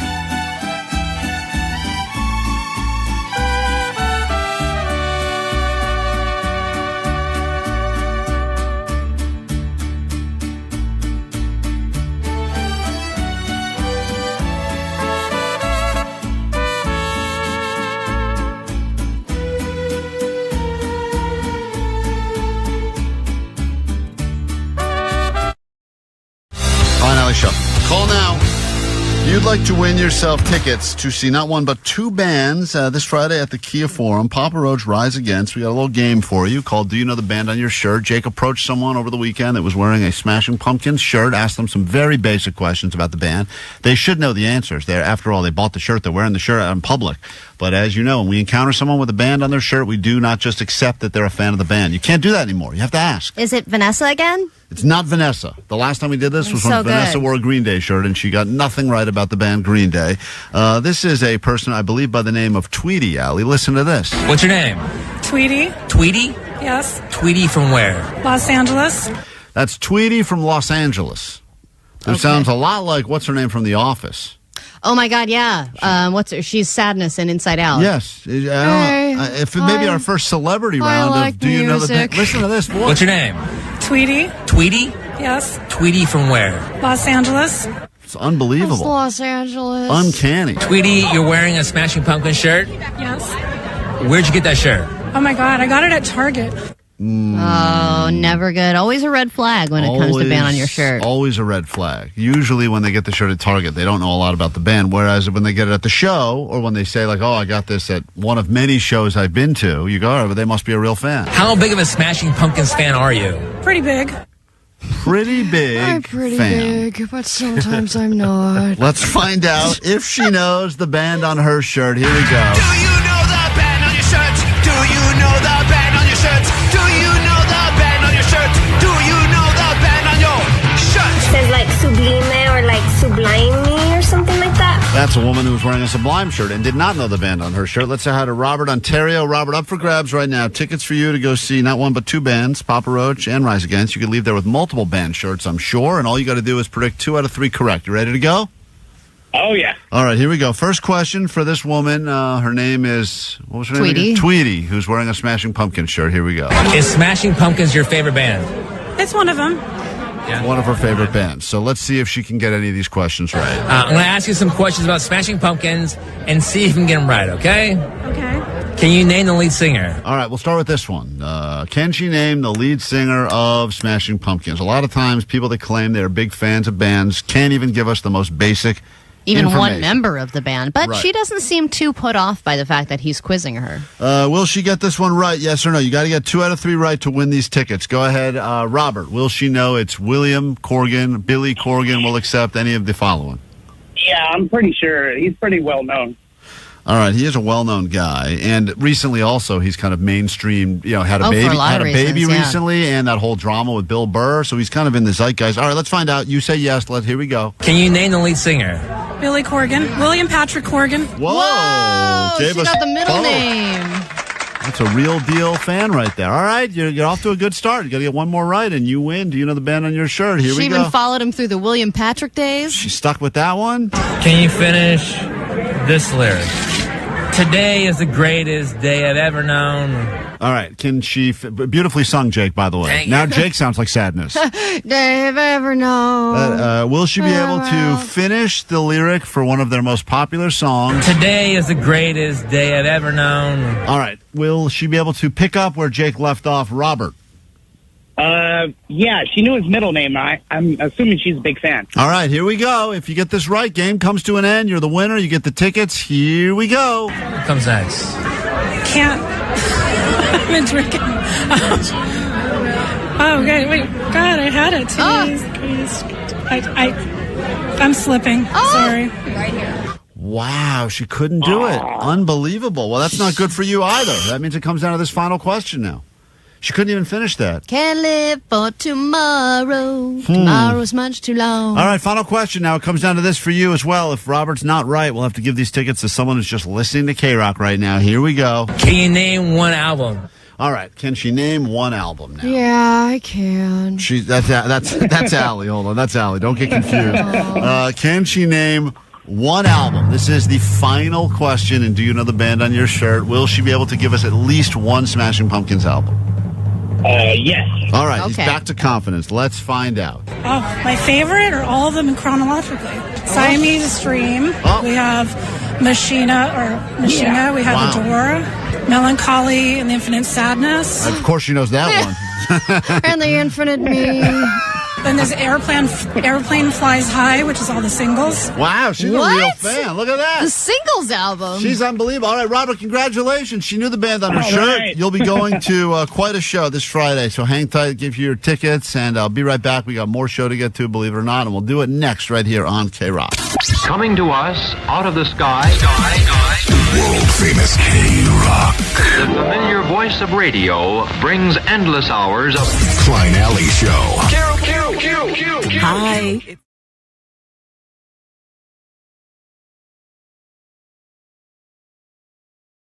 KROQ Klein Alley Show. One of the many things we got into this week, which I hate to even bring up again, is the fact that my wife, after talking to a friend of hers, the friend of hers, I guess, had put one of their poorly behaved kids, into an etiquette class to learn the basics of manners when sitting at the dinner table primarily. Which I will just say, even though I don't know this person, I'm sure her kids hate her for that. Yeah, probably. And I made it through my life without going to an etiquette class, and look at me, Allie. I'm looking. I'm a joy to dine with. We've got both of our elbows on the table as we speak. Right now. Well, elbows on the table seems like an old school. I think when you look at the history of that, it was probably dated back to like scurvy or something that we don't even have anymore. That's all etiquette is old school stuff.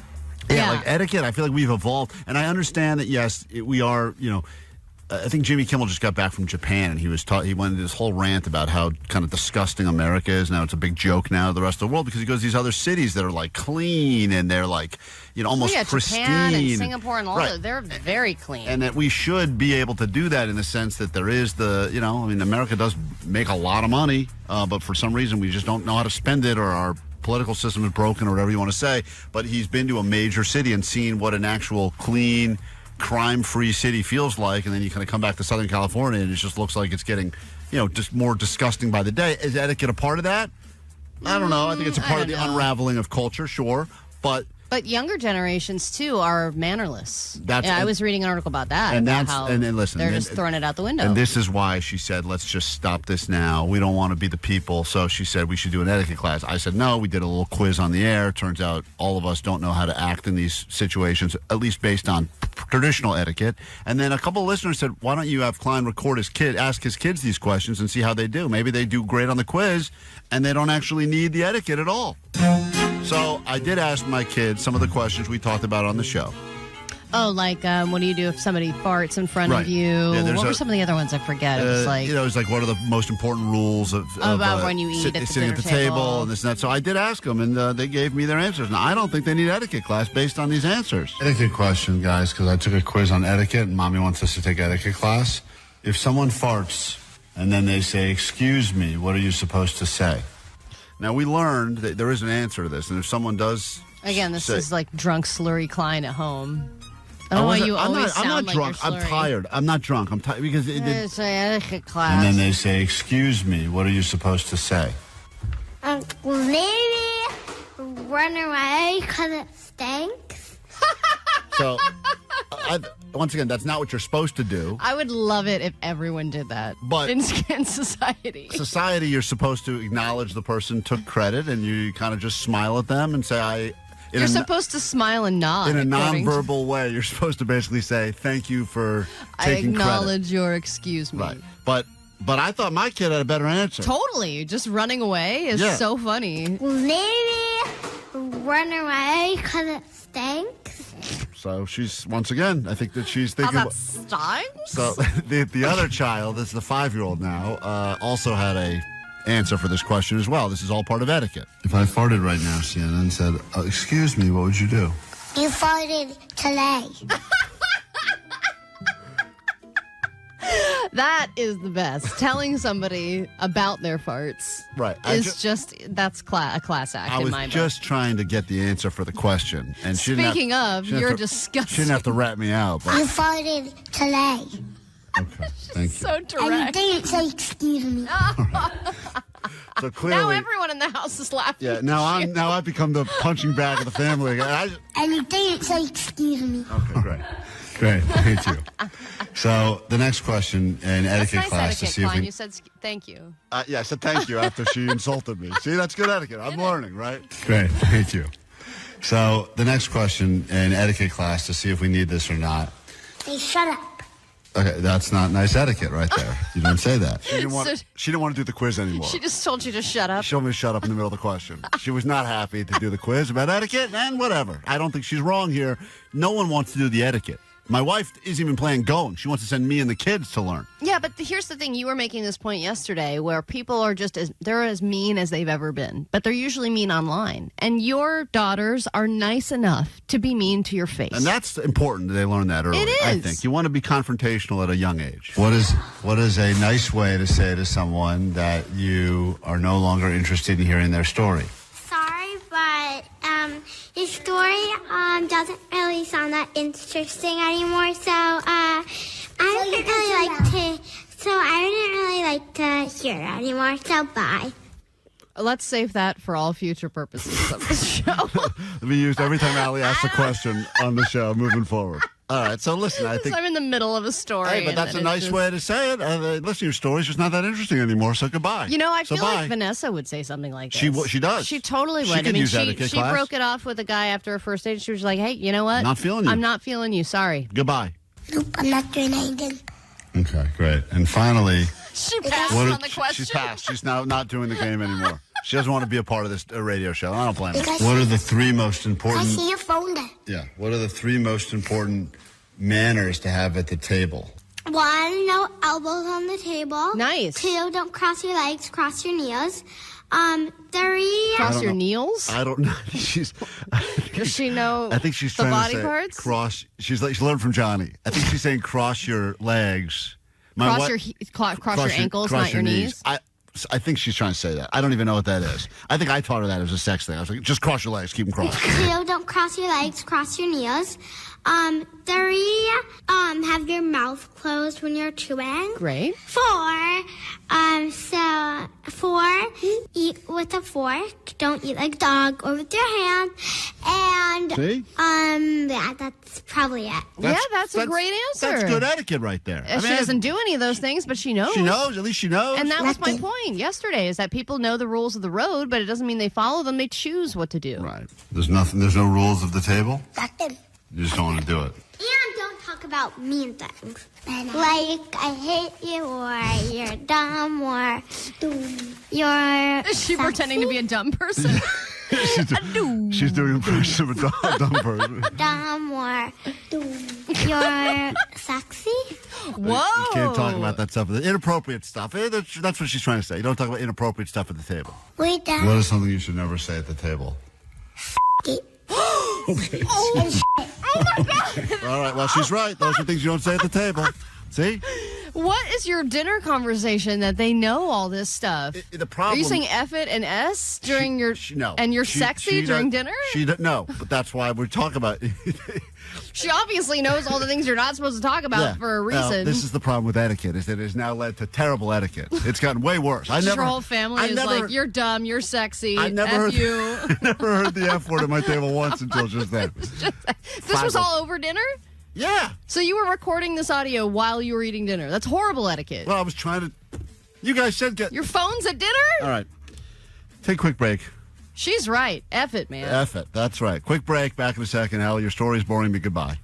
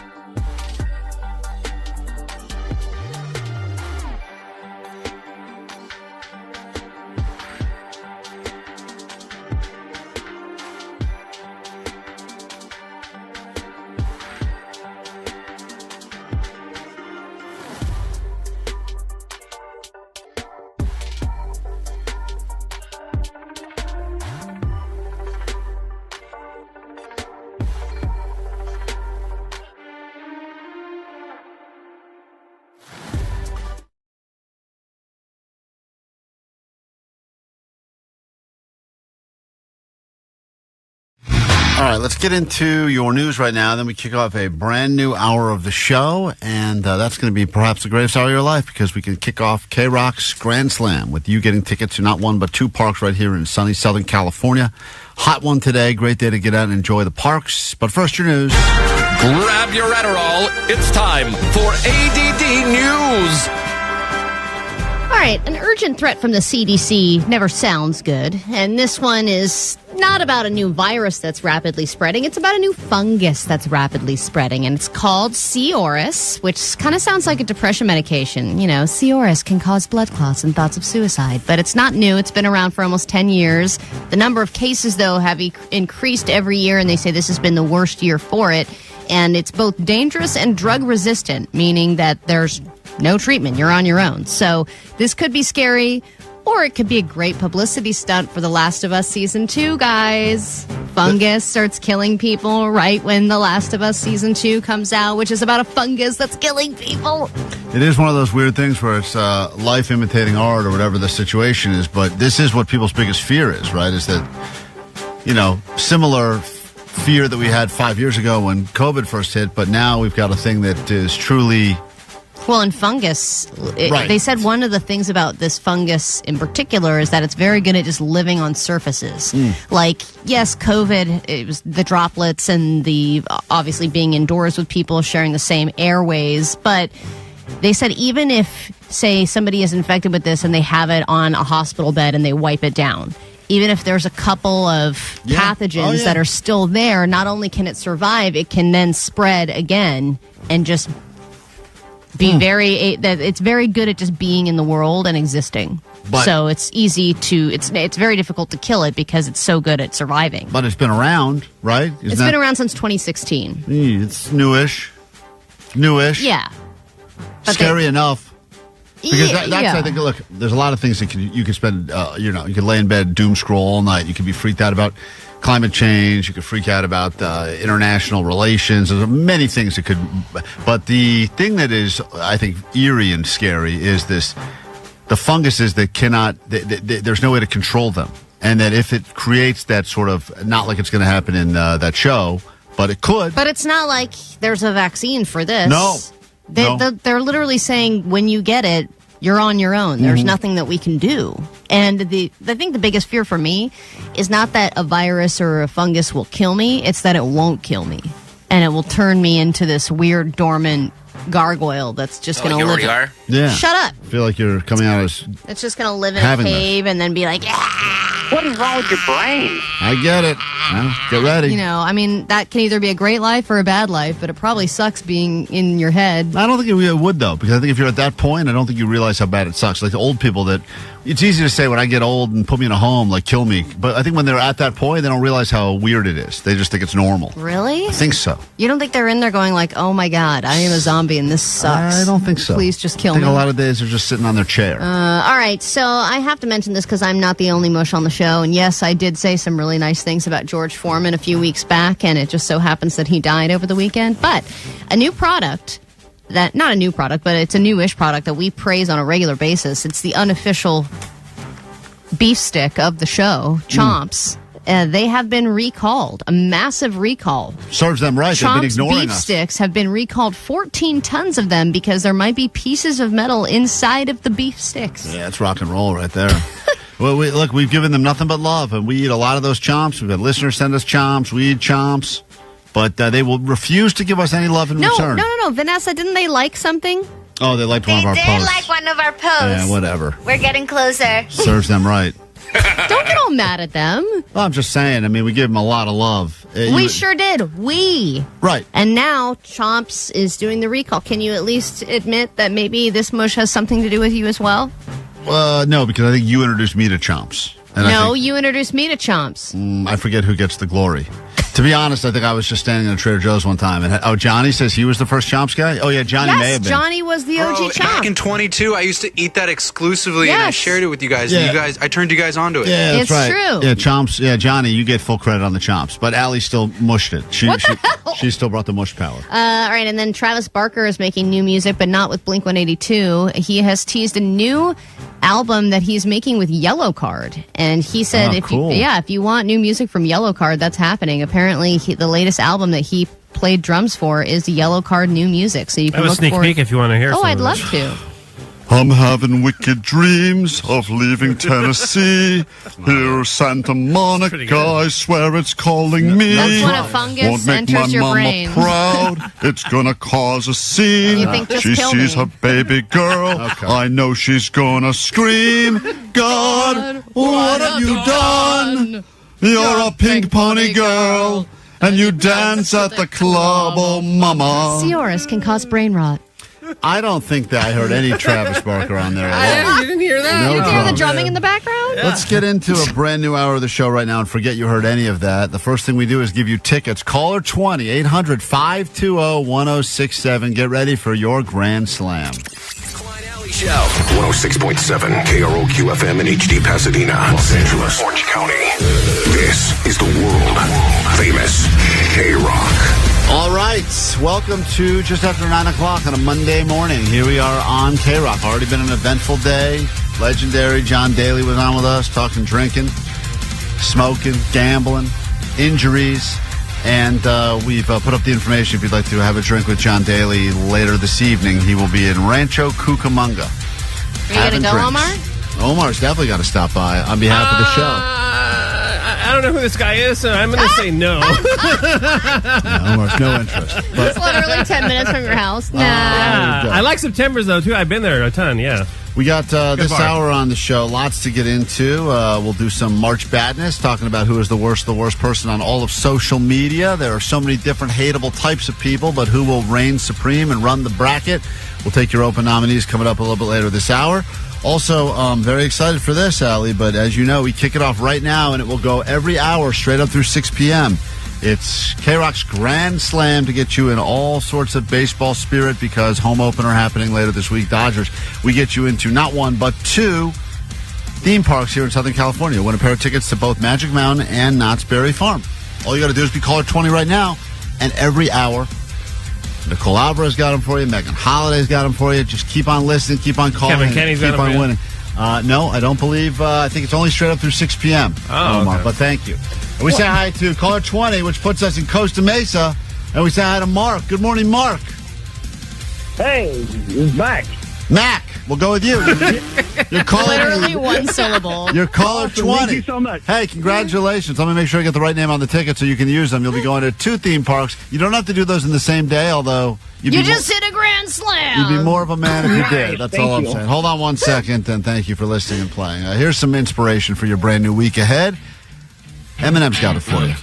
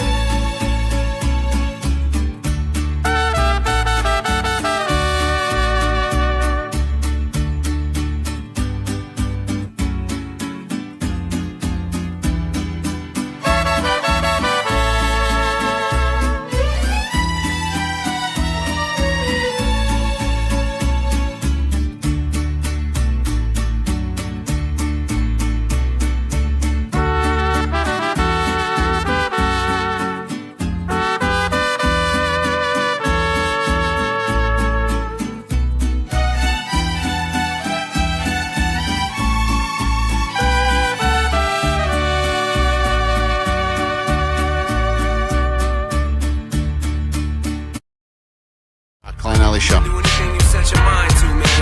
I thought this was the day, but now Allie's getting a bit of an attitude because I asked if she was doing my bleaching my tips today, and she said, no, I'm not. And I thought that it was all scheduled that today's the day that I get frosted tips. You kept saying you didn't want me to.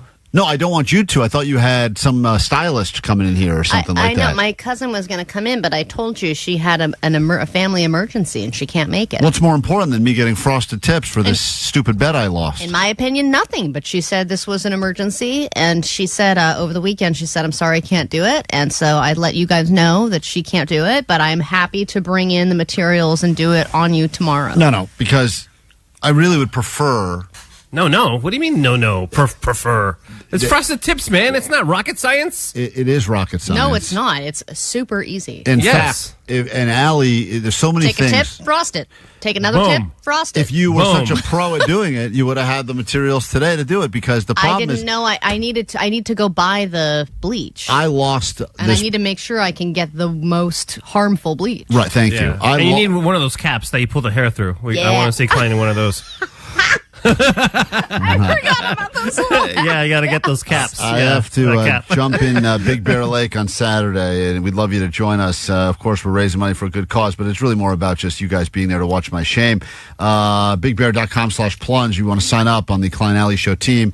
You can donate. You don't have to. It'd be nice if you did because we are trying to turn this into some sort of a good thing for the community, and this is a whole event is raises some funds and awareness for Special Olympics, so that's part of it. But the reality is it will be me with my frosted tips jumping into a very, very cold Big Bear. And I know it's getting warm here this week. I hope it translates up there, although for some reason it feels like it doesn't. I don't know why. It feels like it's still going to be icy cold up there. It won't be so hot when your tips are frosted. But the problem is that you guys, multiple times throughout this forced resolution thing, including the time Jake brought the scale home, I got blamed. Like, it was my fault. Like, Klein, you lost because Jake brought the scale home. No, because you were supposed to bring your own scale. So was I supposed to bring my own bleach? Because I feel like today was the day that the deal is I was going to have bleached hair for leading up to when I jump in the stupid lake. Yeah, so what's then it's tomorrow. What's the big deal? The big deal is that you guys... I'll start getting calls on the goat line and people say, Klein, you bitch boy, you pussed out on the bet. What you're pussing out on is the nipple piercing, and that's what we should be talking about. The nipple piercing got thrown in like as a weird addition. The frosted tips are happening. There's not a debate about whether or not the frosted tips are happening. It's just about when they're happening. Frosted the tips, nipples. frosted dips. Frosted nips. And pierced nips. Nips was not part of it. Yeah. Things are better in threes, man. Things are not better. So we're going to do a Prince Albert, too. And a mohawk. I'm hanging up and on I'll do all of them. Listen, let me say right now. Oh, and you're getting a tattoo, remember? Last year when Jake lost and he had to put the wrap on his car, even though it was his own naked picture on his car, we didn't have an amateur do it. We had a professional come out and do it. So even though it was an embarrassing image he had to drive around with on his car and it cost him his relationship, it was done in a professional way. Yes, because I don't have the ability to print out something that large and apply it to a car, but the materials to frost somebody's tips are at any Target convenience store location, and I can readily get those materials and have them here tomorrow morning. Listen. Anybody can dye their hair. I will go to a place today after the show. I'm sure I can walk into a Fantastic Sam's and tell them, I would like to look less fantastic.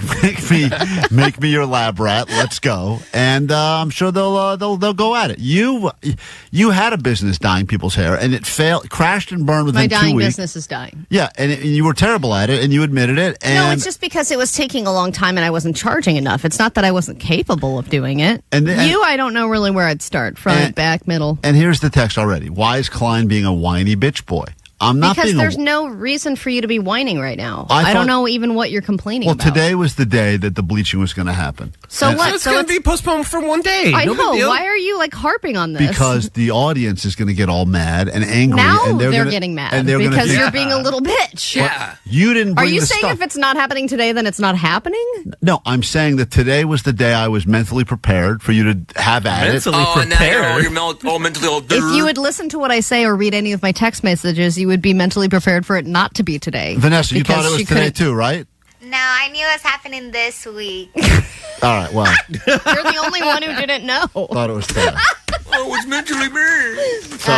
626. Dips, nips, and tips. No. We got to do the nips, too, The because nips- it rhymes. Nips are not part of it. Oh, I think you actually brought in the nips. The You nip- did, and if we raise $5,000, Yeah, Klein will pierce a nipple. Yeah, you hear that? we're only- And it's for a good cause. We're And you only can like go. $3,800 away from hitting that goal. Okay, So but you know what? If you want to sign up now, you can donate. right. You can contribute what you want, and this is at Klein Alley Show on Instagram. It's our link in bio. So Well, if don't you make just it so go easy to to the link donate. in the bio on our Klein Alley Show Instagram page, it's very easy for you to sign up. All right, I'm doing the frosted tips. Do it for the kids. How about we pick 2 out of 3? How about I don't jump in the lake and we just do nipples and hair? No, you added the nip. You did, and you've been polar plunging all weekend, weren't you? I attempted a few times to get into cold water to prepare myself. I'm not great at it, and I went in a cold shower, and I went. In That's my pool. all you did was get in a cold shower? No, I went in my pool as well, up to my waist, and the balls, everything goes right up inside your body, hides away. 818 pointed out, you know what else rhymes is lips. Okay. We could pierce the lips All right, and the nips. We're going to take a quick And then break. frost the We're going to tips. come back. We will. If you're wondering why I still have the normal colored hair, I don't look like Sugar Ray and Guy Fieri had a love child. That will change, but that's not going to change till it's convenient for Allie. Which If you is want it later to this happen week. today, 323 says, I'm in the area and I'll buy what you need and drop it off. If you're Everyone is- mentally prepared, then let's do it today. How is our audience so effing helpful when it comes to one of us doing something we don't want to do? But they're Because not that's- helpful on other days when I say I'm Because hungry. they're real ones. All right. And you know what? There's a Ralph's across the street. I can go get a box and be back here in 2 minutes and be ready to dye your hair. What do you need, peroxide? I don't know, Or just just whatever. Clorox bleach or Whatever something? I'll just get some Clorox. I'm sure that's cheapest. By the way, I have not told, just so you know, Kitchen gloves? I have not told my wife this is happening. Oh, my God. And I have not told my kids this is happening. Now, my question is, should I dye the bottoms jet black? No. See, once you're adding, this is why I can't go to you, because you're going to add, you're going to have a little powwow with Omar and Jake behind the scenes, and you're going to say, he won't know what the hell we're putting up there. Yeah, I know. It's true, because there's no mirrors Okay, around here. Rightly so. We'll take a break. When we get back, it is going to happen this week. Y'all's misery is our company. Thank you, 310. There's a good catchphrase. There you We'll be go. back with more show news. Welcome to the show! Every hour from 9 to 6, step up to the plate for a KROQ Grand Slam. Knock it out of the park and score a pair of tickets for Magic Mountain and Knott's Berry Farm. There's the pitch. Hit a home run and instantly get your name on the draft list for a chance to get a Grand Slam. A 4-pack of 2025 gold passes with an all-parks passport. A Major League victory, giving you unlimited visits all season long to all Six Flags parks. Keep listening to win. Welcome back to Major League Baseball. Sort of. KROQ. Not a winner? Score the most thrilling deals on tickets and passes when you visit SixFlags.com today. Hey, anyone know how to play this thing? KROQ Klein Alley Show. Everyone argues that the generation that they grew up in is the best generation because it's their generation. You got to have pride for your own gen, even if you think your gen is not, quote, the greatest generation, which was stolen so early. It seems unfair that I think the greatest generation, those are all the really old people now, right? Didn't they coin the greatest generation? Did they? Like the pre-baby boomers? I always feel like that's like, I thought that was like the World War II people. yeah, they're like, we're the greatest generation. You steal that so early. What hope do the rest of us have? Well, I think back then you could just say that stuff. Yeah, now I don't know who determines what the generation names are. I guess the same people that determine hurricane names. Probably. And if you identify as Gen X or Gen Z or Millennial or Zennial, there are so many different categories, and there's always a reason why your generation did the best things for society and why the generation after you is usually screwed. And then there's all this generation on generation bashing. Well, we cut through all of it right now as we have representatives on the phone representing. This week we're doing a Gen Z millennial battle because that seems to be, even though there's a lot of Gen X versus Gen Z, there's still some Gen X versus millennial that happens. This one seems to be the real tricky part. Johnny has a lot of hate for millennials. Well, I think Gen Z likes to make fun of millennials because we grew up without internet, but also are still living in a digital age. So it's like the millennial pause. Have you heard of the millennial pause? No. See, that's the kind of stuff we hate millennials for. Y'all be making up some weird stuff, and it's so one-sided. It's like nobody cares about that. Johnny and I were having an argument off the air about what things he takes credit for in his generation, and one of the ones he said Gen Z gets credit for is Pilates. And I said, Johnny, What? I think Pilates has been around since the Only greatest. hot girls are doing it right now. All the young hot girls are doing Pilates. They're not in the gyms. I'm doing Pilates. There you go. All right. Well, Gen Z is called Gen Z because they're the first generation. They're digital natives. They're the first generation to grow up with the internet, and that would be between the late 90s and early 2010s as far as year that you were born. And millennials are defined as people to be born between 1981 and 1996. So let me say hi to the Gen Z representative on the phone right now, who is, when were you born? What year were you born in, Eliza? 98. I'm 26. All right, she's 26. Proud Gen Zer, aren't you? Yeah, Okay. I think so. All right, you have the entire hopes and dreams of a generation on your shoulders right now. So I hope you take this seriously. You'll be battling a millennial. His name is Matthew. Okay. He's listening to the show right now. Matthew, what year were you born in? 1989. All right, we got I'm a 1989 35-year-old battling a 1998 26-year-old.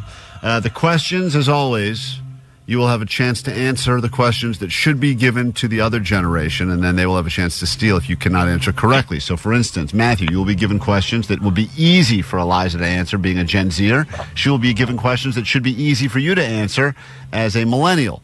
You get a chance to answer them. If you're wrong, the other person can steal. Allie will keep track, and at the end, we'll determine which generation reigns supreme this week. All right, here we go. First generation to go, the generation that goes first is the generation that was born first, and that puts us in Matthew, the millennial. Matthew. Yes. Your first question.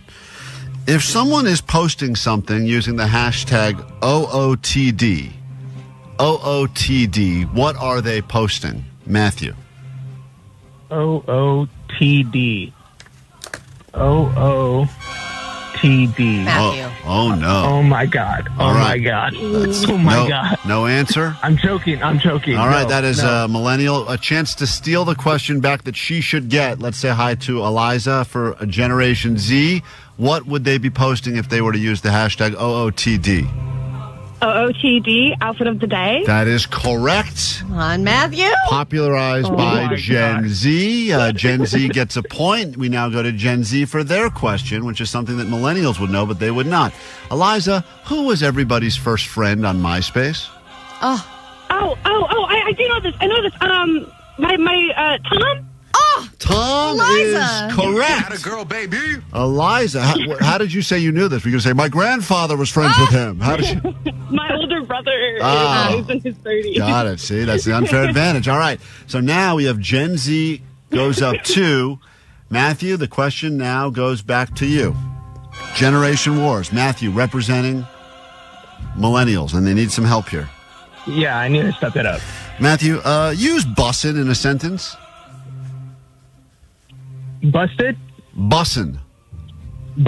Oh, man. I was walking to the store the other day. I was bussing. Oh, Nope. no. Trash. No. Sorry, we cannot accept that. For the steal, Eliza, representing Gen Z, use bussin' in a sentence. This hamburger's bussin'. That is correct. I would accept that. That's a tasty burger right there. All right. Well, this is not good. She's gotten so far all of her questions correct and all of your questions correct. Eliza, you're up on the clock. Up 3-0 right now. Matthew thinks that when you're on the bus, you're like, I'm bussing. I'm bussing. I am bussing to school. Ooh, I'd be bussing. Eliza, They're here like, we go. I'm going to stab you. Eliza, what music sharing program had a mascot of a cat wearing headphones? Justin Timberlake played the guy in the Social Network that made this thing. Oh my God. Need an answer. Napster? Napster is correct. Oh my God, Eliza. Wow. Eliza representing Gen Z. Johnny's so excited. He's standing up in the other room. She's up 4 now. I don't think there's a comeback in your future, unfortunately, for millennials, but let's find out. Matthew, here's your next question. What is Delulu short for? What is Delulu short for? The Lululemons? Oh my God. The Lululemons. Trash, bro. Christ. Eliza, you want to steal this one back?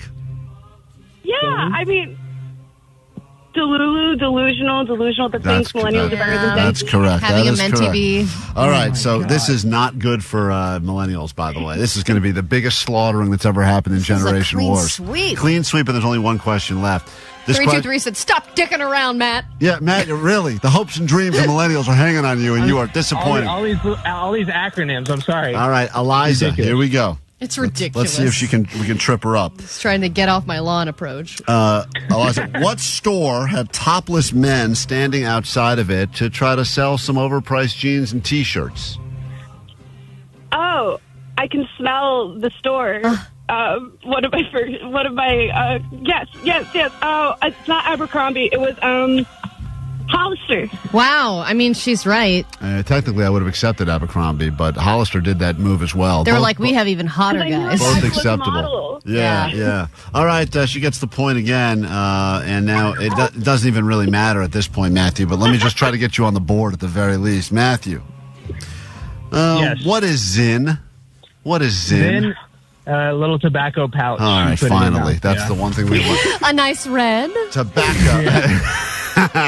Something you'd enjoy with, nice risotto. Yeah. All right, congratulations. Well, at the end of all of this, it doesn't matter because Gen Z smoked millennials. And Eliza, congratulations. Congrats. As a result, not only do you get bragging rights for your generation, You get bragging rights for ours, too. you can also get some tickets to go see John Mulaney telling jokes at Yamava with $50 to play the slots. All right. Great, thanks. And I bet you know who Lola Young is too, don't you? Who? Here's your answer right here. Lola Young. This is messy. Check it out. It's all over the socials right now. I'm sure you've heard the song. Congratulations. Next week, will your generation win? Let's find out. Gen Z will be back to defend themselves. This time they'll be going up against Gen X. That'll be next week on KROQ.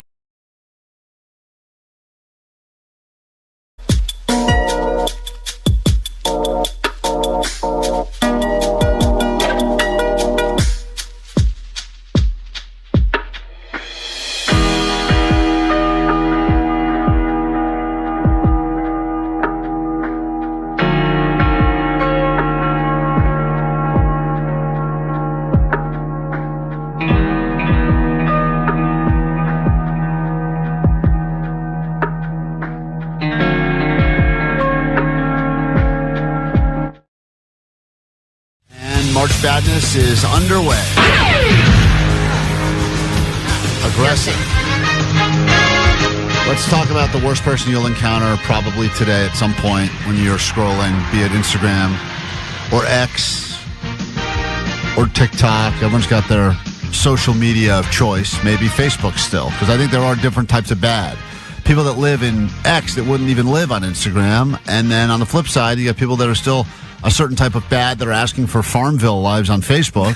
And like, what the hell is this person still doing? Oh, my God. I used to do Farmville so hard. So, who is the worst? And we've got the bracket. We only have 8 spots, so we got to fill it out, and then you'll help us determine who truly is the worst.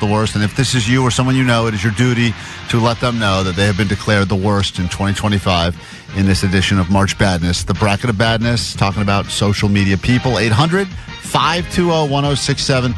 If you give us one of our favorites, and that's not hard to do because we are easily impressed, we have something to give you. I forget what we haven't given away yet today, but I'm sure it's decent. Oh, Ricky Gervais. We'll send you to the Hollywood Bowl. Thank you. Ricky Gervais. What are you eating, Vanessa? What? I'm not eating. I was on the phone and listening to you at the same time. Oh, okay. I got it. She's very busy back there. Torture back there. So if you would like to join us, give away one of our favorite nominees. We'll get tickets to go to the Hollywood Bowl and see Ricky Gervais. I would like to nominate, if I could, the oversharer, the person who wants to share every single thing that they see on Instagram and share it with you, thinking that you care about those things. And a lot of them don't have anything to do with me. I don't understand how they would make sense for me. I don't understand how I would be the person that comes up in their brain to send this to. But they share all these memes, all these posts, and expect me to do what? Right. Heart it, laugh, comment back. What are we doing So here? there's no rhyme or reason. They just come across anything at all, and they go, got to send that to Allie. And sometimes it has to do with you, like maybe it's a lesbian meme, in which case you're like, all right, I can see how that applies. Yeah, but some of them I'm like, what is this? Yeah. Welcome to the chocolate factory, case in point. Right, yes. Welcome That to the was sent Chocolate to us, Factory. and we were like, what is this? Right, that was a strange one. Yes, absolutely. All right, that's a good nominee right there. But 818 wanted to nominate the person that tags you in everything. Tags you in every single post, and then you're like, are they expecting me to repost everything? Yeah, don't bring me into this. You don't have to bring me into this. I don't know. It's not a team sport here. Yeah, and it's like boomerangs of people cheersing and stuff, like stuff that you would never put on your content, and you're just like, ugh. Charlie, you're on KROQ. Good morning. It's March Badness, the bracket of badness, as we try to figure out once and for all who is the worst person you will encounter on social media. Who do you got? Chewy. Man, I think we're batting zero on the names We've today, gotten huh? zero names right on today's show. Not a grand slam. Go ahead, Chewy. What's up? So the guys that find those popular videos or ASMR videos and they put it in the background while they point at it and go, oh, yeah, I'm going to try this. Oh, yes. Okay. Oh, wow. Chewy, your impression's spot on. You should get one of those channels. Yeah, okay. Yeah. It's just constantly just reaction, but very general and generic reactions to things that other people did. Or like bad acting. Oh, yeah. It's like, and then you're like, what else is there here? Chewy, how's it go again? Chewy? Charlie? Oh, he's Jumbo? he's ASMRing us right now. I like this. Well, anyway, that's a good nominee right there. Yes, go ahead. I know, Vanessa, you would like to get in on this before you take the next call. Go ahead. The worst person is the person that cries on camera. Why are you recording yourself? You're making me uncomfortable. Go cry in your pillow. I think people assume that if I share real emotion and I really let people into what I'm going through, People are going to want to stop and watch. Then it will not only get a lot of watches, it'll get a lot of shares. But if you are someone that most of the videos are you crying, and it starts with like I'm going through a breakup cry, which people go, that's a rough time. But then it becomes they were out of rye bread at the deli, and you're posting a cry video. It seems like you're just emotionally a bit unhinged at this point. Or then you just become a target. Like, remember that Gen Z girl that had gotten a job and she was crying because she had to, like, get her own ride to work? Yeah. And she was like, I'm supposed to get to my work by myself. Right. And I have only, like, 1 hour to eat lunch.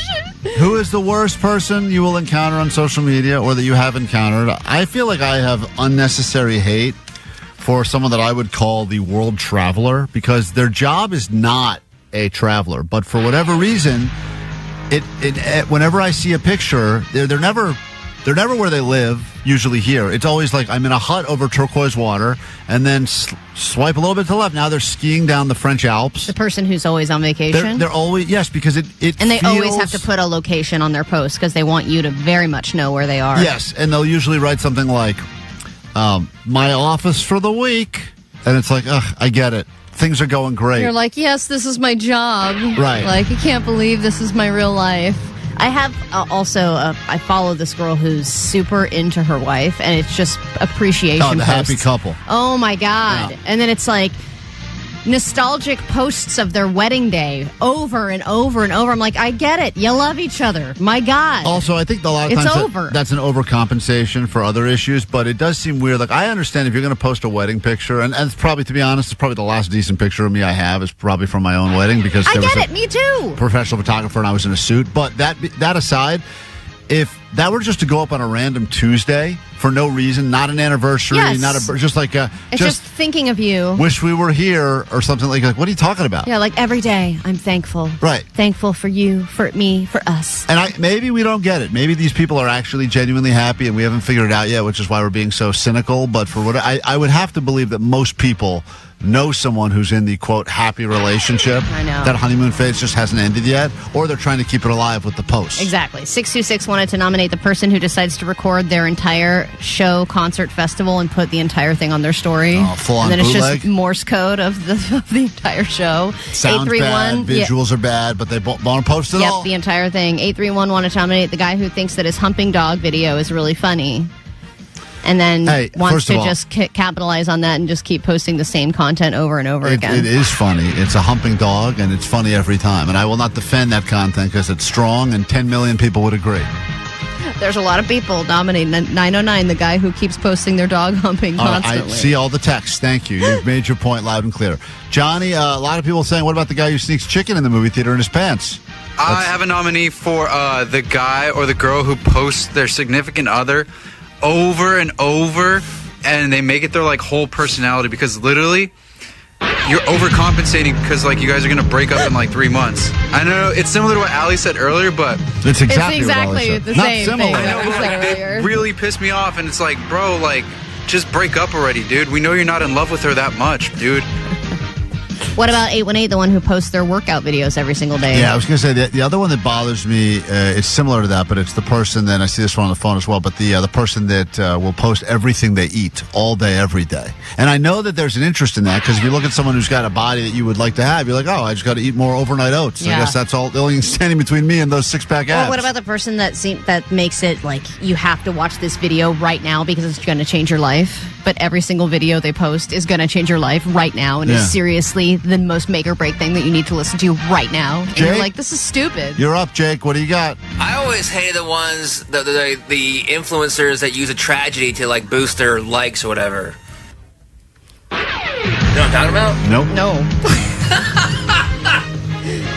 Okay, well, yeah, that's my nominee. You mean like people who post Instagram photos from the Holocaust Museum and stuff? No, it's like, well, I guess that could be one, but like something like a tragedy, like maybe like the fires, and then they take like glamour shots, like by like, a burned out home or whatever. Okay, just badly worded. Thank you. Seems to be a theme for today's show, huh? Yeah. All right. Well, 818, the guy who posts 40-minute rants while driving. They're not 40 minutes.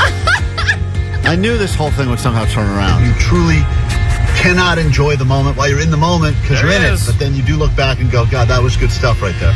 So I will give you the same advice you've heard a million times before from strangers in parks. Oh, God. And that is enjoy this moment while you can. That's your motivation. That's a great speech. Get you into the weekend. And also, why was the person at the park telling me that, not with a child? That is something I will be thinking about.